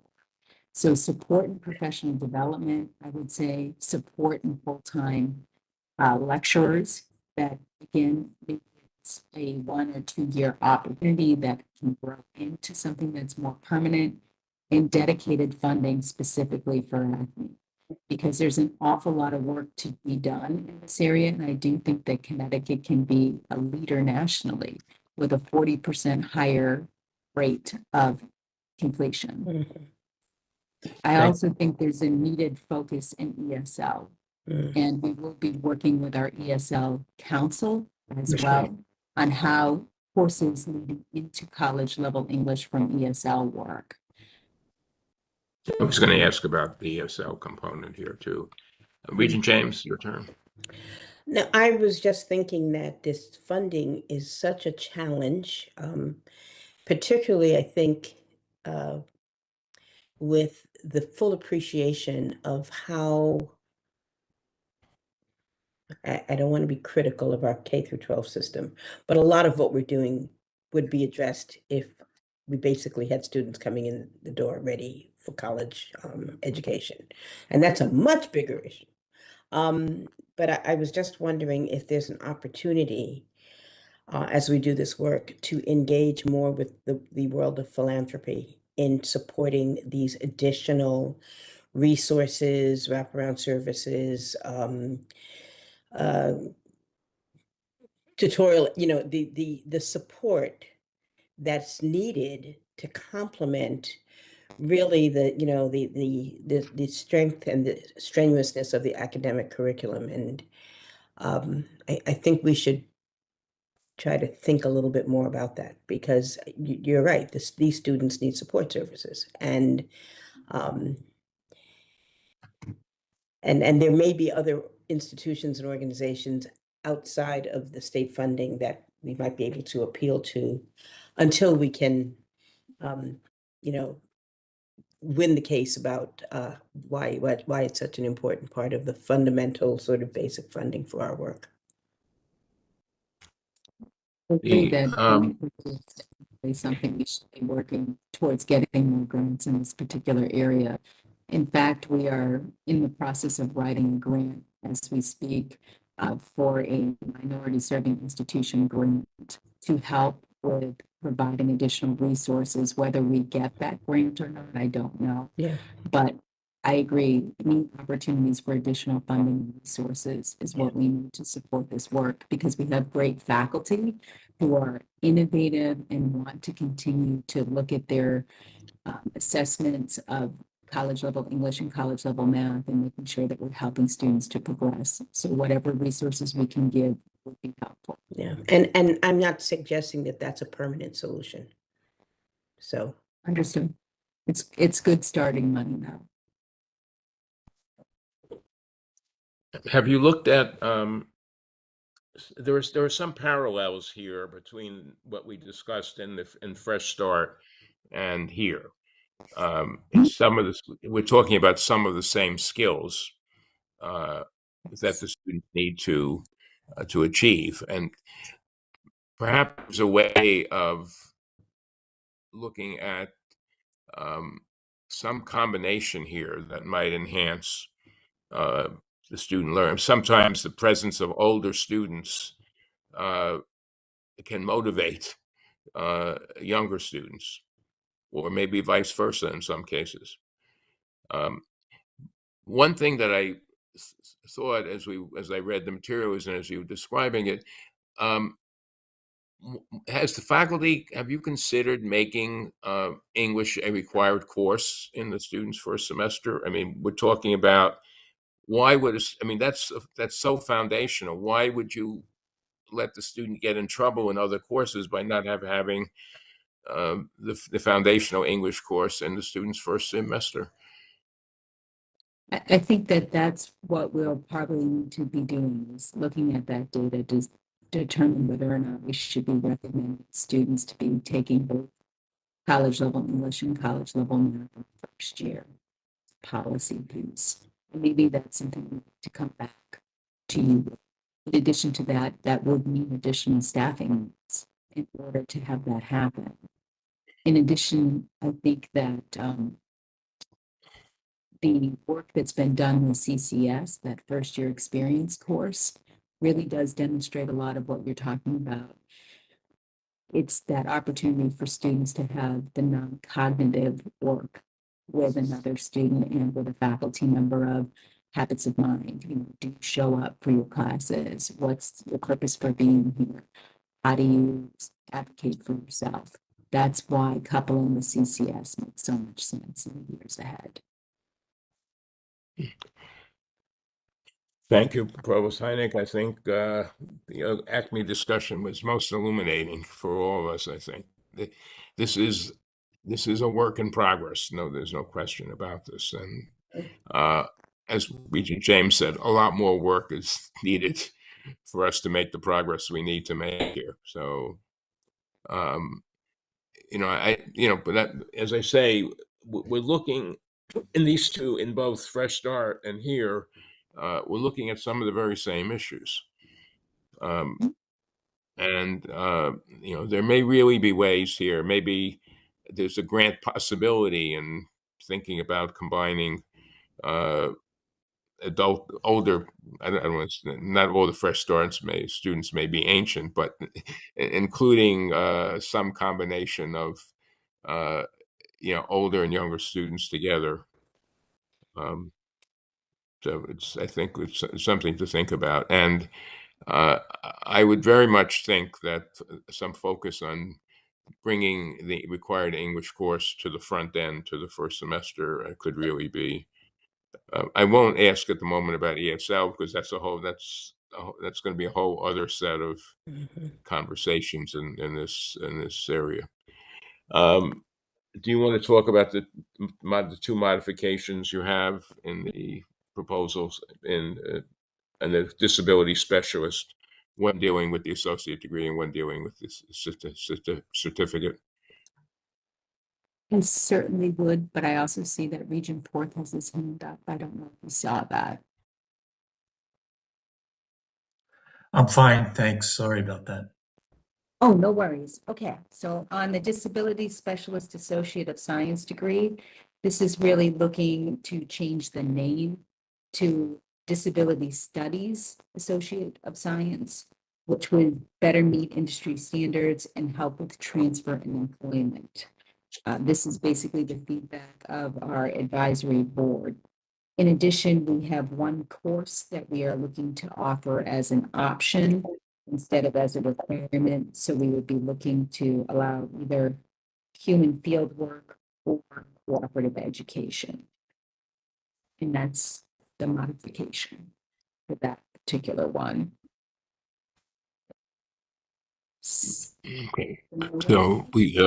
Okay, so we have the modification for the associate and the modification for the certificate program. And the certificate is the same piece. We're just changing the name. Yeah, that's what I Disability was, specialist it was certificate changing, to- yeah. Yep.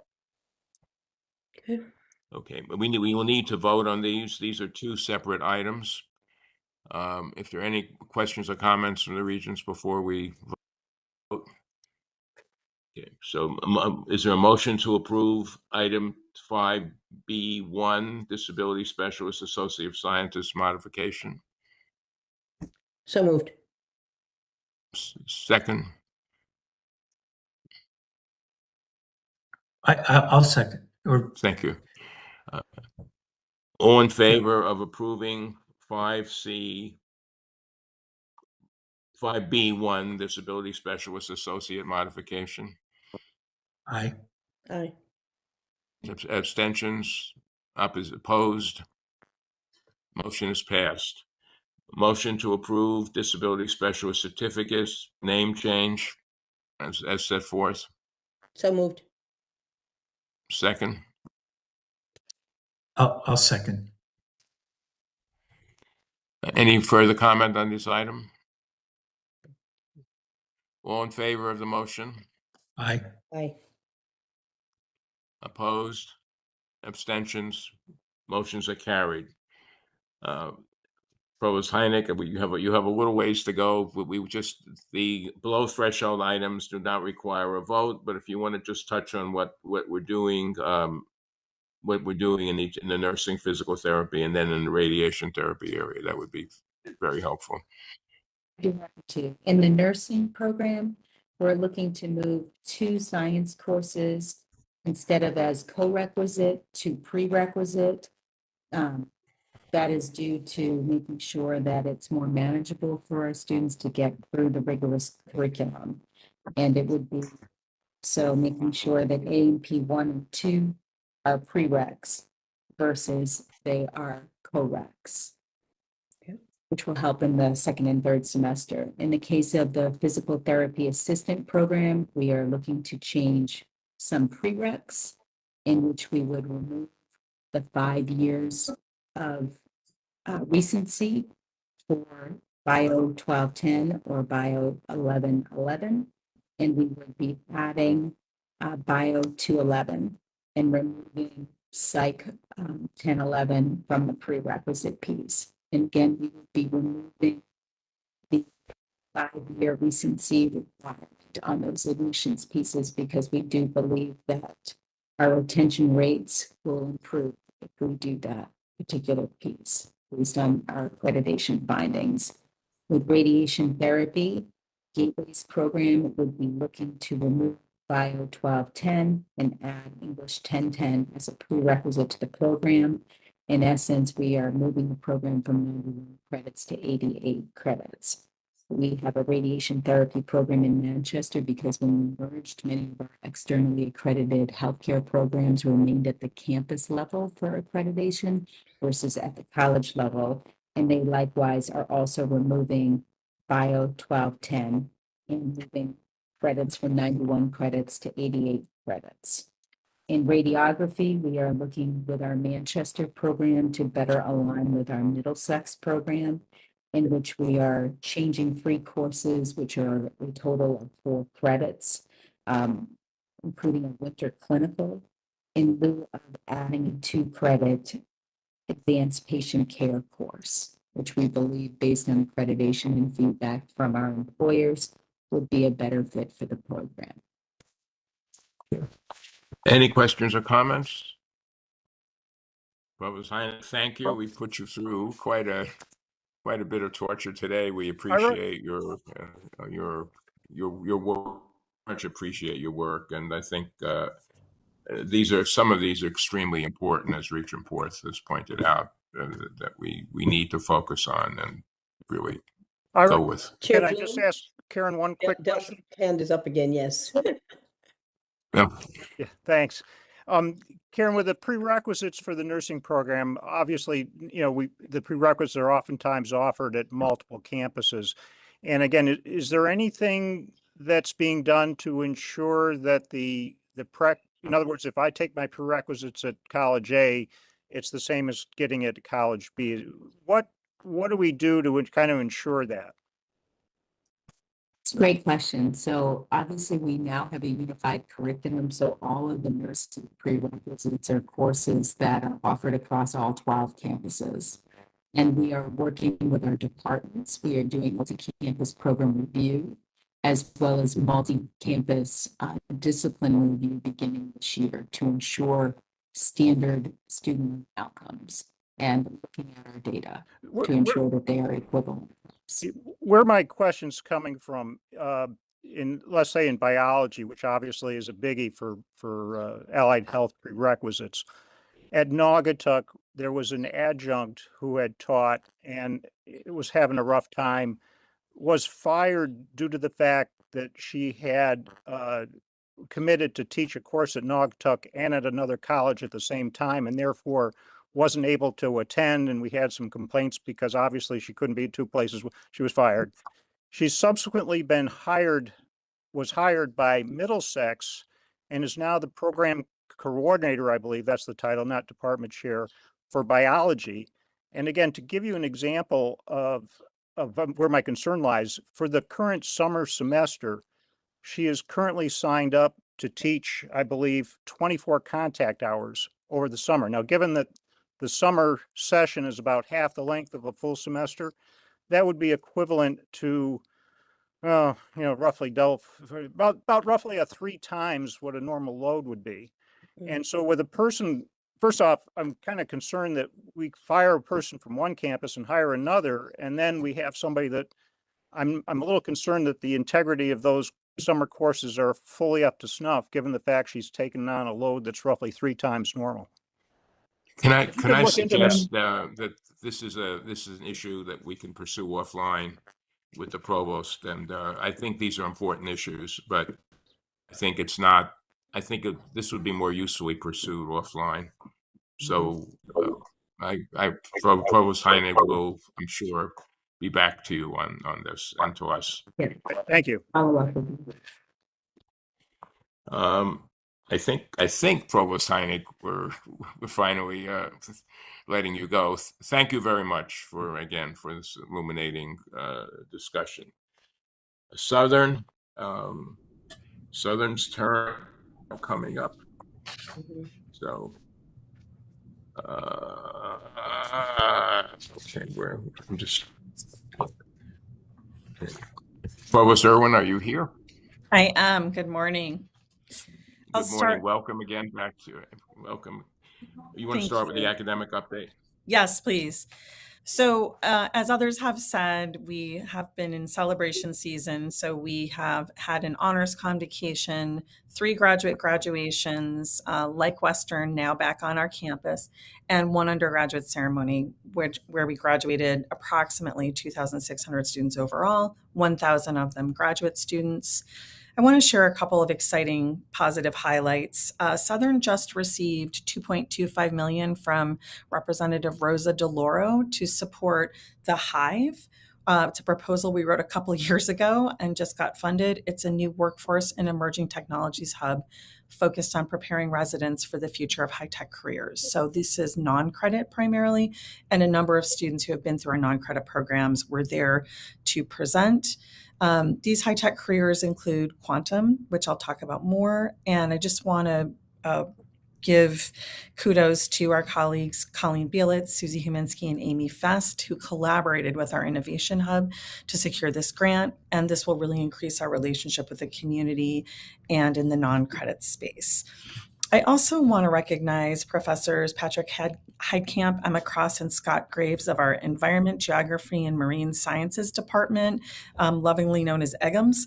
They've received a grant from the Alcoa Foundation to establish the East Fjords Transdisciplinary Research Network, or TURN, which examines ecosystems in Iceland. And this grant is designed to support graduate students in our new Coastal Resilience program, which this body approved. So thank you. It's our graduate program. TURN fellows will receive funding that includes tuition, fees, and travel. And you'll remember we have a special relationship with Iceland. Last summer, Dr. Cross and her students were aboard the National Geographic research boat in Iceland as well. The Innovation Hub, under the leadership of Christine Broadbridge, which has now been named again with the assistance of this body, the Center for Quantum Nanotechnology, will launch the 12th annual Worth Industry Academic Fellowships. Peter Worth has been very generous to us and his family.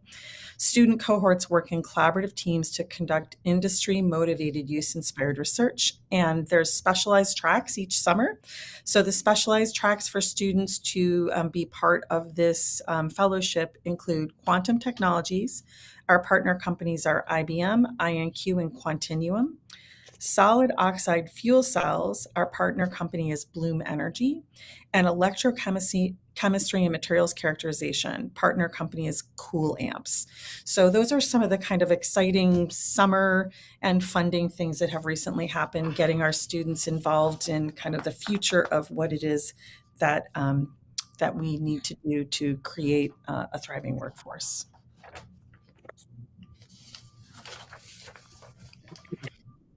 Is it, Dr. Irwin? Okay. We have the promotion and tenure recommendations for Southern. Do you want to say a few words about those?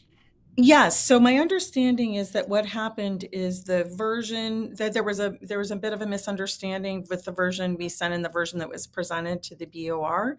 You know, these things iterate.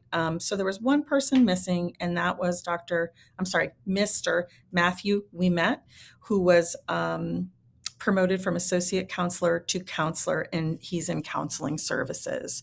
So we wanted to correct that record and make sure that he was approved. Okay, so this is a ministerial function. All those in favor of accepting the proposed correction? Aye. Opposed, abstentions? Thank you. Below threshold items, you have quite a few of them. Do you want to comment on any of them? Yes, I think first we have a discontinuation. I'm sorry. I'm sorry. I apologize. Yes, I'm sorry. No, I bring 6C, that up. discontinue. Yes. I bring that up because I've asked a number of faculty to back me up on this one, so I just want to be sure that. No. I'm sorry. I just skipped it by mistake. Yeah. So this is a discontinuation of the Physical Education Accelerated Pathway to School Health Education Master of Science from Bachelor of Science. So the rationale here is that this program was established to provide students with a direct pathway to a Master of Science in School Health Education while enrolled in the Bachelor of Science in Physical Education. So as we've discussed many times, we have a number of these accelerated pathways, 4+1s. Some of them had been explicitly codified into a program, and now we've essentially moved to you can create this without having to have it formal.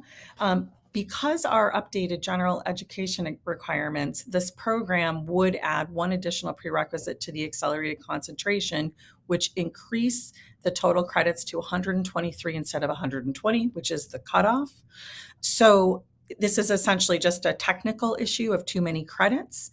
And so rather than a phase out or teach out, what has happened here is that students can still take graduate coursework during their undergraduate program, and therefore the classes, the ability to do so will not be discontinued. It just won't live under this formal accelerated pathway.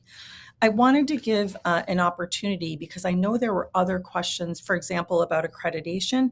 So I do have Dr. Gary Morin here, who is the chair of our exercise science department. And I just wanted to, if there were other questions about discontinuation, he can support me in this. Does he want to say anything before, are we complete? Or do you think? And does he want to add anything to what you've said? I think what she said was perfectly fine. It is a technical issue. We will still be advertising to students. This option is still available to them. It is one of only 2 programs like this in the entire country. But just the way it was set up, if because of change in the Gen Ed program, if we kept it the way it was, we would have gone over the 120 credits required for the bachelor's degree. So we really had no choice in the matter. Yeah. In other words, it will still essentially work in the same way it has worked in the past, I take it. That is correct. The students will see no difference at all. It's just how it's sort of in the background operated. Okay. Questions or comments from the region? I'm sorry. Thank you. Questions or comments from the regions on this item? May I have a motion to approve the discontinuation as set forth in item 6C of the agenda? So Anybody? moved. So moved. Second. Thank you. Thank you. Second. All those in favor? Aye. Aye. Opposed? Abstentions? Discontinuation is approved. Provost Irwin. Okay. Thank you. Now we're So I'll move on to be as brief as I possibly can for the below thresholds. The first one I'm going to take myself, which is forensic anthropology, and it's essentially a concentration. And what I want to just informally say is we have a minor in forensic anthropology that's wildly popular. Students from psychology, students from sociology, they bring in very specific adjuncts that have experience in this area. We have a blood spatter lab, which I have promised to fund as long as they let me take pictures as the dead body. And so essentially this is just a way to provide more training for students prepared to enter the workforce in forensic science or continue to advance study in forensic science and or anthropology. So it's principles of human decomposition and cause of death and applying anthropological methods to legal investigations surrounding human death. So it's essentially just a concentration to meet students' interests. okay. English education, anything? For the education items, I'm going to ask my colleague, Dean Christopher Trombley, if he would be willing to kind of fill us in with details and take questions. Okay. Yeah, sure. So the English Education Master of Arts and Teaching, English Education is a concentration within the larger MAT program, and it has more credits than the other concentrations in the MAT program, in part because the English department was working to abide by the National Council of Teachers of English requirement. And so those requirements have changed. And so they're removing just a 3-credit course from the program to make it a little bit more in line with the other concentrations, and because it's no longer a required course. So that's the English education. I can move on to others if unless people have questions. Yes, please. Yeah. Okay. The 2 school counseling proposals are only changing to reflect that there's a special education course since school counseling master's program and the postmaster certificate lead to certification in the state. The counseling students need to have taken a special education course. And so some people have taken that before they get here, but not all of them do. And so we just made it a program requirement. And for some students, they come to us already having met it, and no harm, no foul, but this allows them, those who need it, to have it as part of their program. And so it will count towards financial aid, for example. Yeah, that's okay. Let's see. In terms of the liberal studies, we have, so right now, because Connecticut hasn't changed its education certification regulations in 30 years, it's in code that elementary education students cannot major in elementary education. They have to have a second major. So that's what liberal studies is. So in our bilingual education studies program, we were basically changing 3 courses for 3 other courses. So it's not an addition of credits. It's just a change to the courses that they're taking. And that's just, in response to the faculty's ongoing study of the needs of students in the field and what the research is saying. So they switched out 3 of the courses that they had been taking for 3 additional courses. So it's a net change of 0. And then below that is the liberal studies in elementary education. And essentially what we did there is that if you're going to be certified in elementary education in Connecticut, you need to have passed 5 certification tests. The Foundations of Reading test, and then 4 subtests of the praxis for elementary educators. One of the subtests is in history and social studies, and one of them is in the sciences, but they're very sort of fulsome tests that cover a lot of material. And so depending upon what you as an undergraduate had taken as history or political science, you might not have taken anthropology, or you might not have taken economics. So basically what we did was we said, okay, well, we'll take one of the 3, not really electives, but one of the 3 choices that they have, 3 credit choices that they have offline, and then we will substitute that with 2 1.5 credit courses, each of which is designed to sort of, I'll use Dr. Irwin's favorite word, concatenate everything that they've learned from their various courses, but also to help them be better prepared to approach the certification test, because those 2 subtests are particular challenges for some of the students. If they took all of their science classes, for example, while they were freshmen, and now they're taking the certification test after senior year, likewise with social studies. So we designed these 2 1.5 credit courses. It's not in addition to the program, but they're carefully timed so that the students will have taken them shortly before they take their certification test, and then they'll be on their way. Thank you. Okay. You're welcome. And we have the 2 sports related items. Yeah, that's totally not me. I'll go back to Gary.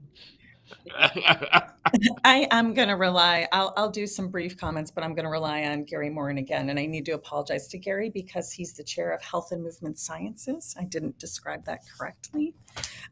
So I think we want to start out with sport management, sport media. And so this is for students who have identified a career interest in sports media, in particular in intercollegiate athletics. There are relationships with a number of other partnerships with a number of other local individuals, universities, Yale University Athletics, Quinnipiac, Sacred Heart, etc. And this is actually, it's within the BS in sport management, so it's the same kind of requirements, but it will give a focus on communications and sport and entertainment management.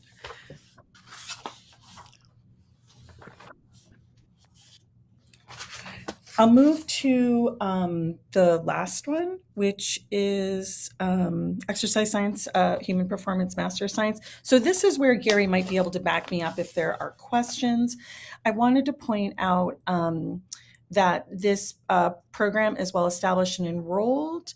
It attracts top students for undergraduate programs through the accelerated attribute, where students can take graduate coursework, which we've been talking about a bunch. It also attracts students throughout the state and New England tri-state regions from different undergraduate institutions.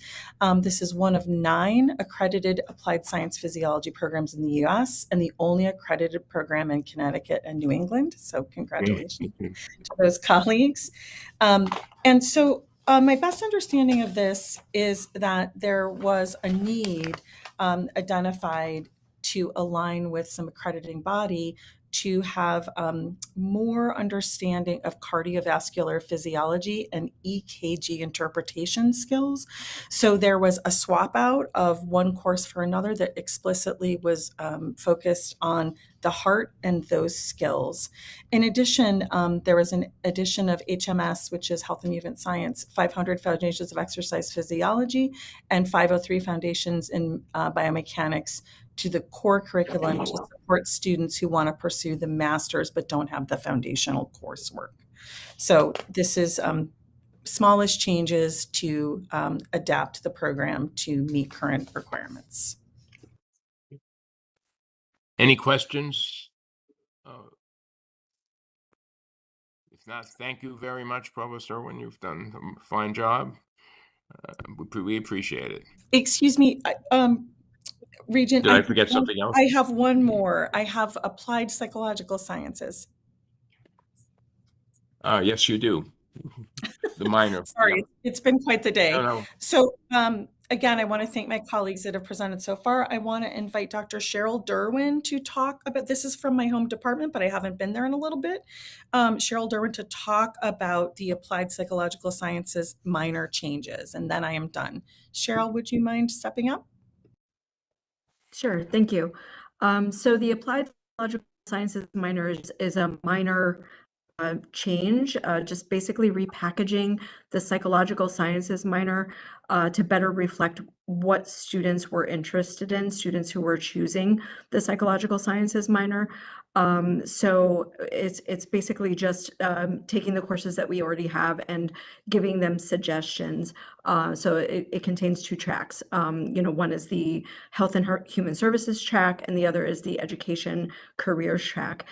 We do have psychology minor advisors in our department, but often the experience is that many students don't choose to seek out advising from faculty. And so when left to their own devices, they basically would choose courses that are in their degree eval, that are being offered, that are at a certain course level. And so this just gives them some structure that they need if they're in certain careers for their majors, to say, if you're interested in psychological sciences, do this sequence of courses versus just taking whatever it is that you might want to take.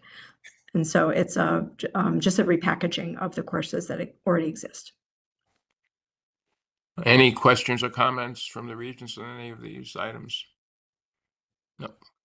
Thank you. Thank you again. Thank you. This is very interesting. We have already had Western, so we're now going to move to Charter Oak. Dr. Farrar, you have your own chance now to. Thank you very much, Regents. And I'll be brief in my updates because I know we have an action item I definitely want to make sure we get to. So, just briefly, a couple things that are coming up and ahead over the summer. Actually, starting next week, we do our kickoff with our AI partner with LearnMate on our operational artificial intelligence component. And really, what we're going to be looking to do from that day is it's a 2-day engagement, June 9th and 10th. It's an opportunity for Charter Oak to really move beyond individual and ad hoc AI exploration and more towards a coordinated strategic approach that really identifies our processes, practical opportunities for improved services, and long-term operational impact. And so we're really looking forward to that component and the approach that we're taking at Charter Oak State College. Boston Consulting Group has a great framework, because if you ever paid attention about AI pilots, over 90% of AI pilots fail. And when you take a look at the reason why AI pilots fail, is that they kind of go about it in the wrong process. Boston Consulting Group has a framework called 10-20-70. 10% of your time is spent on algorithm, 20% is spent on technology, and 70% is talking about people and processes. We're kind of flipping that around a little bit in that we start with our 70%, which are people and processes. And once we understand what are the pain points, what are the opportunities, then we talk about what technology. Typically, a lot of places, especially in higher ed, you begin with the technology, and we're going to begin with the people. And then afterwards, then you talk about training for bias. So we're excited about that approach.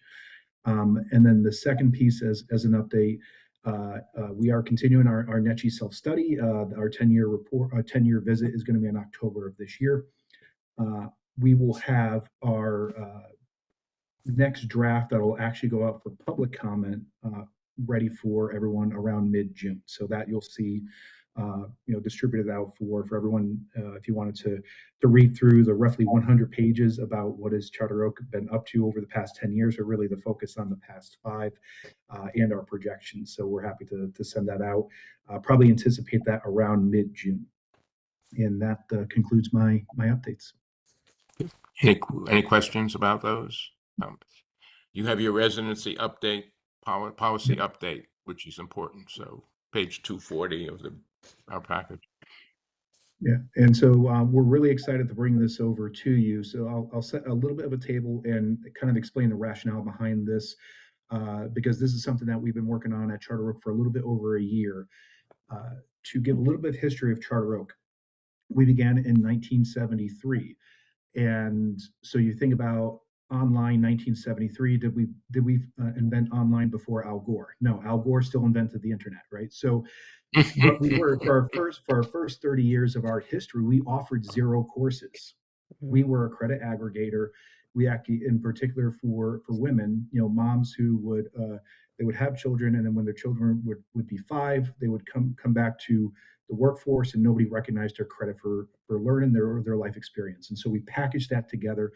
We offered no courses. We had no what you call residency requirement, what we're calling the undergraduate credit requirement. And that was for about the first 30 years. Then as we started to add our one program, which is our Bachelor's of General Studies, we added a 6-credit undergraduate resident requirement of our cornerstone and capstone. So we just had you at the beginning and at the end. But over the past 20 years, we've started to produce obviously now more programs beyond general studies. And also we started to get younger with our transfer student population, where, for example, in 2004, on average, we brought in about 105 transfer credits. Well, now we're at about 70 transfer credits on average. So average age back in 2004 was about 44, 45. Now we're at 35 years old of our average age. So our population has changed, and our students are now bringing in fewer transfer credits. So as we looked at that, and also with our added programs, we said ethically, should we still be at a 6-credit undergraduate credit requirement? And so we ran the data, and we found that actually our students are already taking more than 30 credits at the baccalaureate level, with the exception of some over at our general studies. And so when we started to look at this proportion, we wanted to do a couple things. One, update to be more reflective of our student population. 2, to be more in alignment with the NETCHI accreditation standards, in which NETCHI is appreciative that we're using the data to help guide this process, and we're moving closer towards it. But 3, still recognizing our college's history, in particular with the original program that we did have of the general studies degree. And so what we are brought forward, and we moved through our governance process, is an update to our what we're calling our undergraduate credit requirement, also known as residency. The reason why we're using that name is undergraduate credit requirement is a more student-friendly term, because when you think about residency, people are asking, does that mean I have to live in a dorm? And we don't have dorms over in 195 Main Street. Also, they're asking, does that mean I have to be in Connecticut? And we're like, no, we have students from all over the country. So this is a more student-friendly term when we say undergraduate credit requirement. But in essence, move to a 30 credit at the baccalaureate level for all of our programs except for the Bachelor's of General Studies. That we are recommending to still maintain at the 6-credit undergraduate requirement for our students who do the credit aggregation component as part of our history. That's particularly been important feedback from our alumni. And then over at the associate degree level, staying over at the 15 credits. What we did find too is at the with the students that are in our bachelor's and undergraduate, our bachelor's of general studies, they tend to be students that are from military or who have significant credit for prior learning that is already, I will believe, at the baccalaureate level. This is our state judicial marshals, our state troopers, our military members. So there's a comfort level knowing that those students, even though they're not taking 30 credits at Charter Oak, are still fulfilling the outcomes of a baccalaureate level degree. So this is essentially a significant, and we've talked about this before, and this has been, as you know, one of my pet concerns about, what makes the Charter Oak. So you have increased the number of credits required for the Charter Oak degree. Yeah, correct. We're moving from 6 to 30 for Credits all of required. our, yeah, 6 credits to 30 credits for all of our baccalaureate level programs, with the exception of general studies. The best way I kind of phrased it is that the original intent behind Charter Oak 20 years ago, when we only had the general studies, was it was appropriate to have a 6 credit when you're doing just one program. But as you do programs such as business, healthcare administration, social work, et cetera, that I think it moved beyond the original intent, right? So as students come here with fewer transfer credits, ethically, when we hand out that diploma at graduation, we wanted to make sure that they actually did achieve a Charter Oak experience and degree. Questions or comments from the regents on this item? No. No questions. No questions. Okay. Is there a motion to approve the resolution as it appears to increase the, if I may still use the word, traditional residency requirement as specified in the resolution? I'll move it. I'll second it. Second. Any further questions or comments? All those in favor of the residency requirement increase as specified in the resolution? Aye. Aye. Opposed? Abstentions? Motion is carried. David, thank you. Thank you. Okay.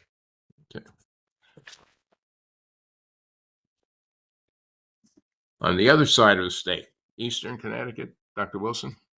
Good afternoon, everybody, or good morning. I guess it's still morning. Wanted to also start with our commencement updates. I was really excited to celebrate my first commencement at Eastern. We had 900 plus undergrads, about 100 plus graduate students, and thank you to Regent James and Regent Yang for attending. Our highlights included an honorary degree for our alumna Beth Regan and a musical performance by David Foster and the Joe Cocker Band. And if you have a chance to check that out online, they really were absolutely fantastic. And that was a great experience for our graduate students. It was a great experience. Yeah, it was absolutely, thank you. Wonderful, yeah. To see that performance. David sang "You Are So Beautiful," and he had the 8-piece band there, and it was really something. Our end of year highlights included a celebration of faculty excellence, which is a new event for Eastern. So we're very happy to have the inaugural event for that, our student service expo with our Center for Community Engagement, Library Research Award, Lavender Graduation, Kente Club ceremony, as well as robust Honor Society inductions and capstone presentations, as well as a faculty staff milestone and retirement event. We also had 11 students attend NCUR, the National Council for Undergraduate Research Conference down in Virginia. Currently, as we speak, we are running 7 summer research institutes. We've got 65 students participating, and these are hands-on intensive high-impact practice institutes in different disciplines. There's a hands-on lab in bio, one in psychology, a film and poetry, course, political science, data analytics and healthcare, and one on hand lettering in the art department. And the departments invite, these are grant funded and operationally funded. Departments invite students to participate who are strong students, but might benefit from a little more intensive time with research to really ensure that they stick with their academics. So this is something that Eastern has been doing for years, and we've expanded the program this year to allow it to be across 7 different departments. So we're excited about that. And then final, just note that we're going to be participating in, just found out yesterday, the 2026-27 Institute on AI Pedagogy and the Curriculum through the American Association of Colleges and Universities. So we have an interdisciplinary team of faculty from education, computer science, English, business, and one that I'm forgetting, working together on that. And that is a year-long program. So we're really excited to see the work that they're going to be pulling together, and we'll have some press releases out about that a little later in the summer. Questions or comments? Dr. Wilson, thank you very much. Central, Dr. Costellas. Yes. Thank you very much. I'll be brief as well and just reiterate too similarly. It's been a great time of year to be celebrating our students. We had over 2,200 students graduate. And we had 2 ceremonies and also had honors convocation to celebrate and recognize the Barnard Award winners. Our presidential citation awards, we have departmental awards, and also our honor students who are graduating receive their cords as well at that event, and also nursing pinning ceremonies, and so many great activities to close out the year. We are full blown in summer, similar to others sharing as well. Lots of programs going on with students. It's exciting that we have a number of short-term study abroad programs that have already happened through the May, that sweet spot of the end of the semester, traveling before and coming back on June 1st. We have 3 more that are happening in July and August as well, that are incorporating not only our students and faculty, but also community members. We have a current group of students and community members right now that are walking the El Camino in Spain. So it's been exciting to expand out that programming and incorporate more community too. And just a couple other things I'll share is regarding some exciting news regarding funding and grant funding. We had been supported through our community health education clinic through the Pettit Foundation for some more programming that we're continuing to do within the community. Also received some HUD funding through Joanna Hayes, and working as it aligns with our Workforce and Innovation Hub. And also we're excited to be able to continue to expand our teacher residency through our own funding, but also through the system. And then we just found out too that we received the You Teach grant to be able to expand out initiative to take our STEM majors and work towards getting them to be certified teachers too. And actually, we thought we were going to get around 300,000, and I think it's going to be over 400,000 now as well. So we're excited to be expanding that out as well. And hopefully the state certification regulations can be updated so we can all be in line to continue to help produce more teachers for Connecticut as well. And I'm happy to take any questions if there are any, but I know that we've had a long agenda and appreciate everybody's time. We thank you. Any questions or comments? Thank you very much, Provost Gustavus. Thank you. Now to our system offices. Vice Chancellor Diamond. Yep. Hello, everyone. I too will be brief and appreciate all of you hanging on. The update that I just wanted to give today to bring to the regents and to the other folks on this call's attention is that I've been working very closely with OWS, the Office of Workforce Strategy, as they were tapped by the governor to lead the efforts on determining eligibility for workforce Pell following federal guidelines that have been interpreted and established since this spring. This is a very unruly group of folks. We have everyone from OHE, DOL, OWS, SDE, throw an acronym and an organization, and they're a part of this work. Why this is important to this update is that there are 4 subcommittees. I am chairing the credit articulation subcommittee. Dr. Heineck is co-chairing the employment and credentialing subcommittee. There's a data and evaluation subcommittee that we have our IR staff on, and there is an application subcommittee that we're a part of as well.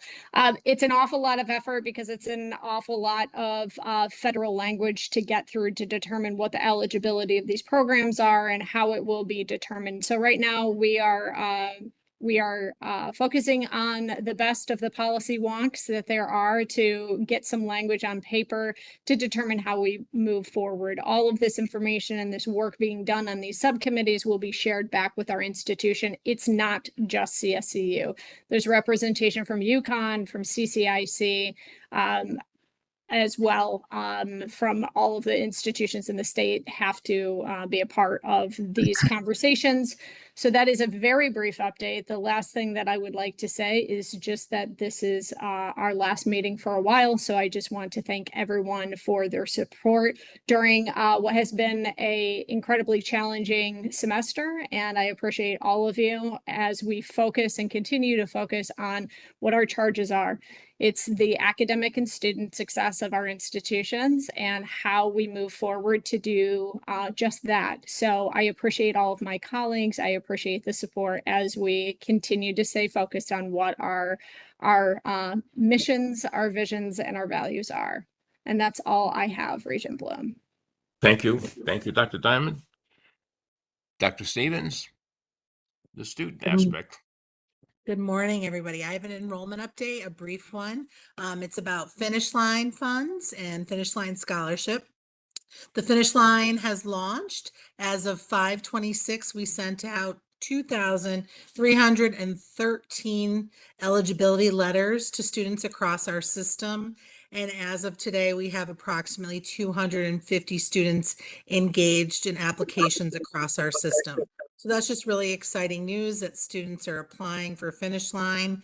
And I will update this group as we progress through the summer with actual numbers of students. And we have reporting that's due, obviously, January 1st to the legislators. But that is the update for Finish Line. Thank you. Can I ask you what is happening? We have one of our student representatives has graduated, right? Yes, Dakota Yes. Lawson has graduated. Yes. And he is transferring to Eastern. So he will be enrolling in Eastern. So Cheryl, he's on his way to you for next semester. And we have the interest of close to 7 students across the system who are looking to run for a student advisory committee for the fall. Dakota would not like to be on the board as a chair or vice chair because he wants to really focus on transitioning into his bachelor's degree, but would like to participate as a rep. So he is in contact with the student government lead. I just connected them yesterday at Eastern. So I connected him to Casey so that they could connect, but he'd like to join SAC and hopefully work on some of the social media aspects of SAC and serve as a rep. But we have 7 students, which is amazing. We haven't had that much interest in SAC in a very long time. So hopefully all of those students will come and run for those positions across the system.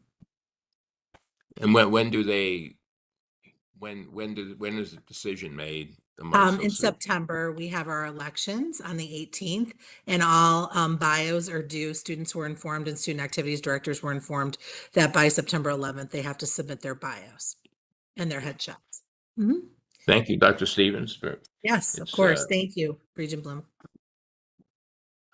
We are before I entertain the motion to adjourn.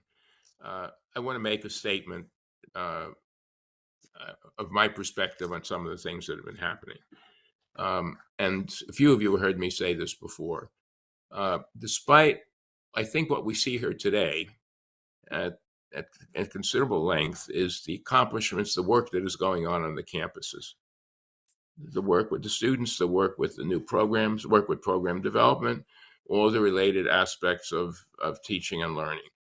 That hasn't been affected.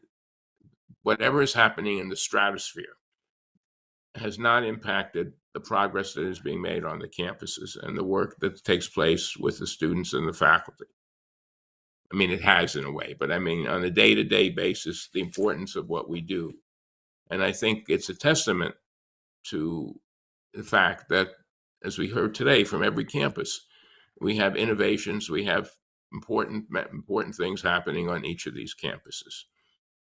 So in spite of what's on TV, in spite of what's in the newspapers, in spite of what's on social media, the important work that we are here to do is happening.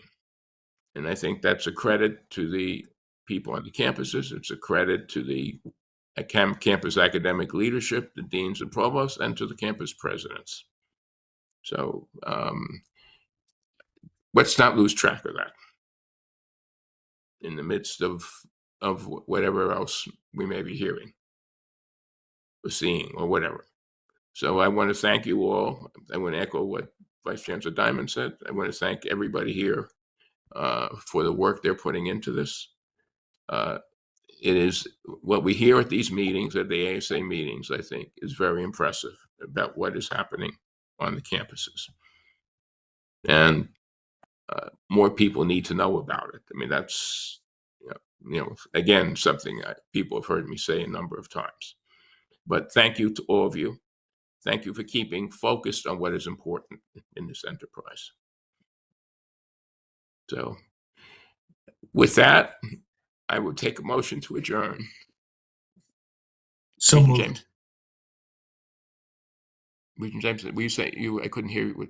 I was saying, may I just add one more sentence to that? And that's my deep appreciation for how difficult it is for you to stay focused and to accomplish what you have been accomplishing. And we all look forward to the path forward in terms of getting through this very, very difficult time for us all. But the effort and the attention that you have given is very, very much appreciated. So Thank you. With that, is there a motion to adjourn? I'll make that motion. Thank you, Regent Porth. Is there a second? Second. Second. All in favor of adjourning? Aye. Opposed? Abstentions? We are hereby adjourned. Thank you all again. All right, folks. Thank The you, live stream everybody. has ended. Have a good summer. Take care. Take care.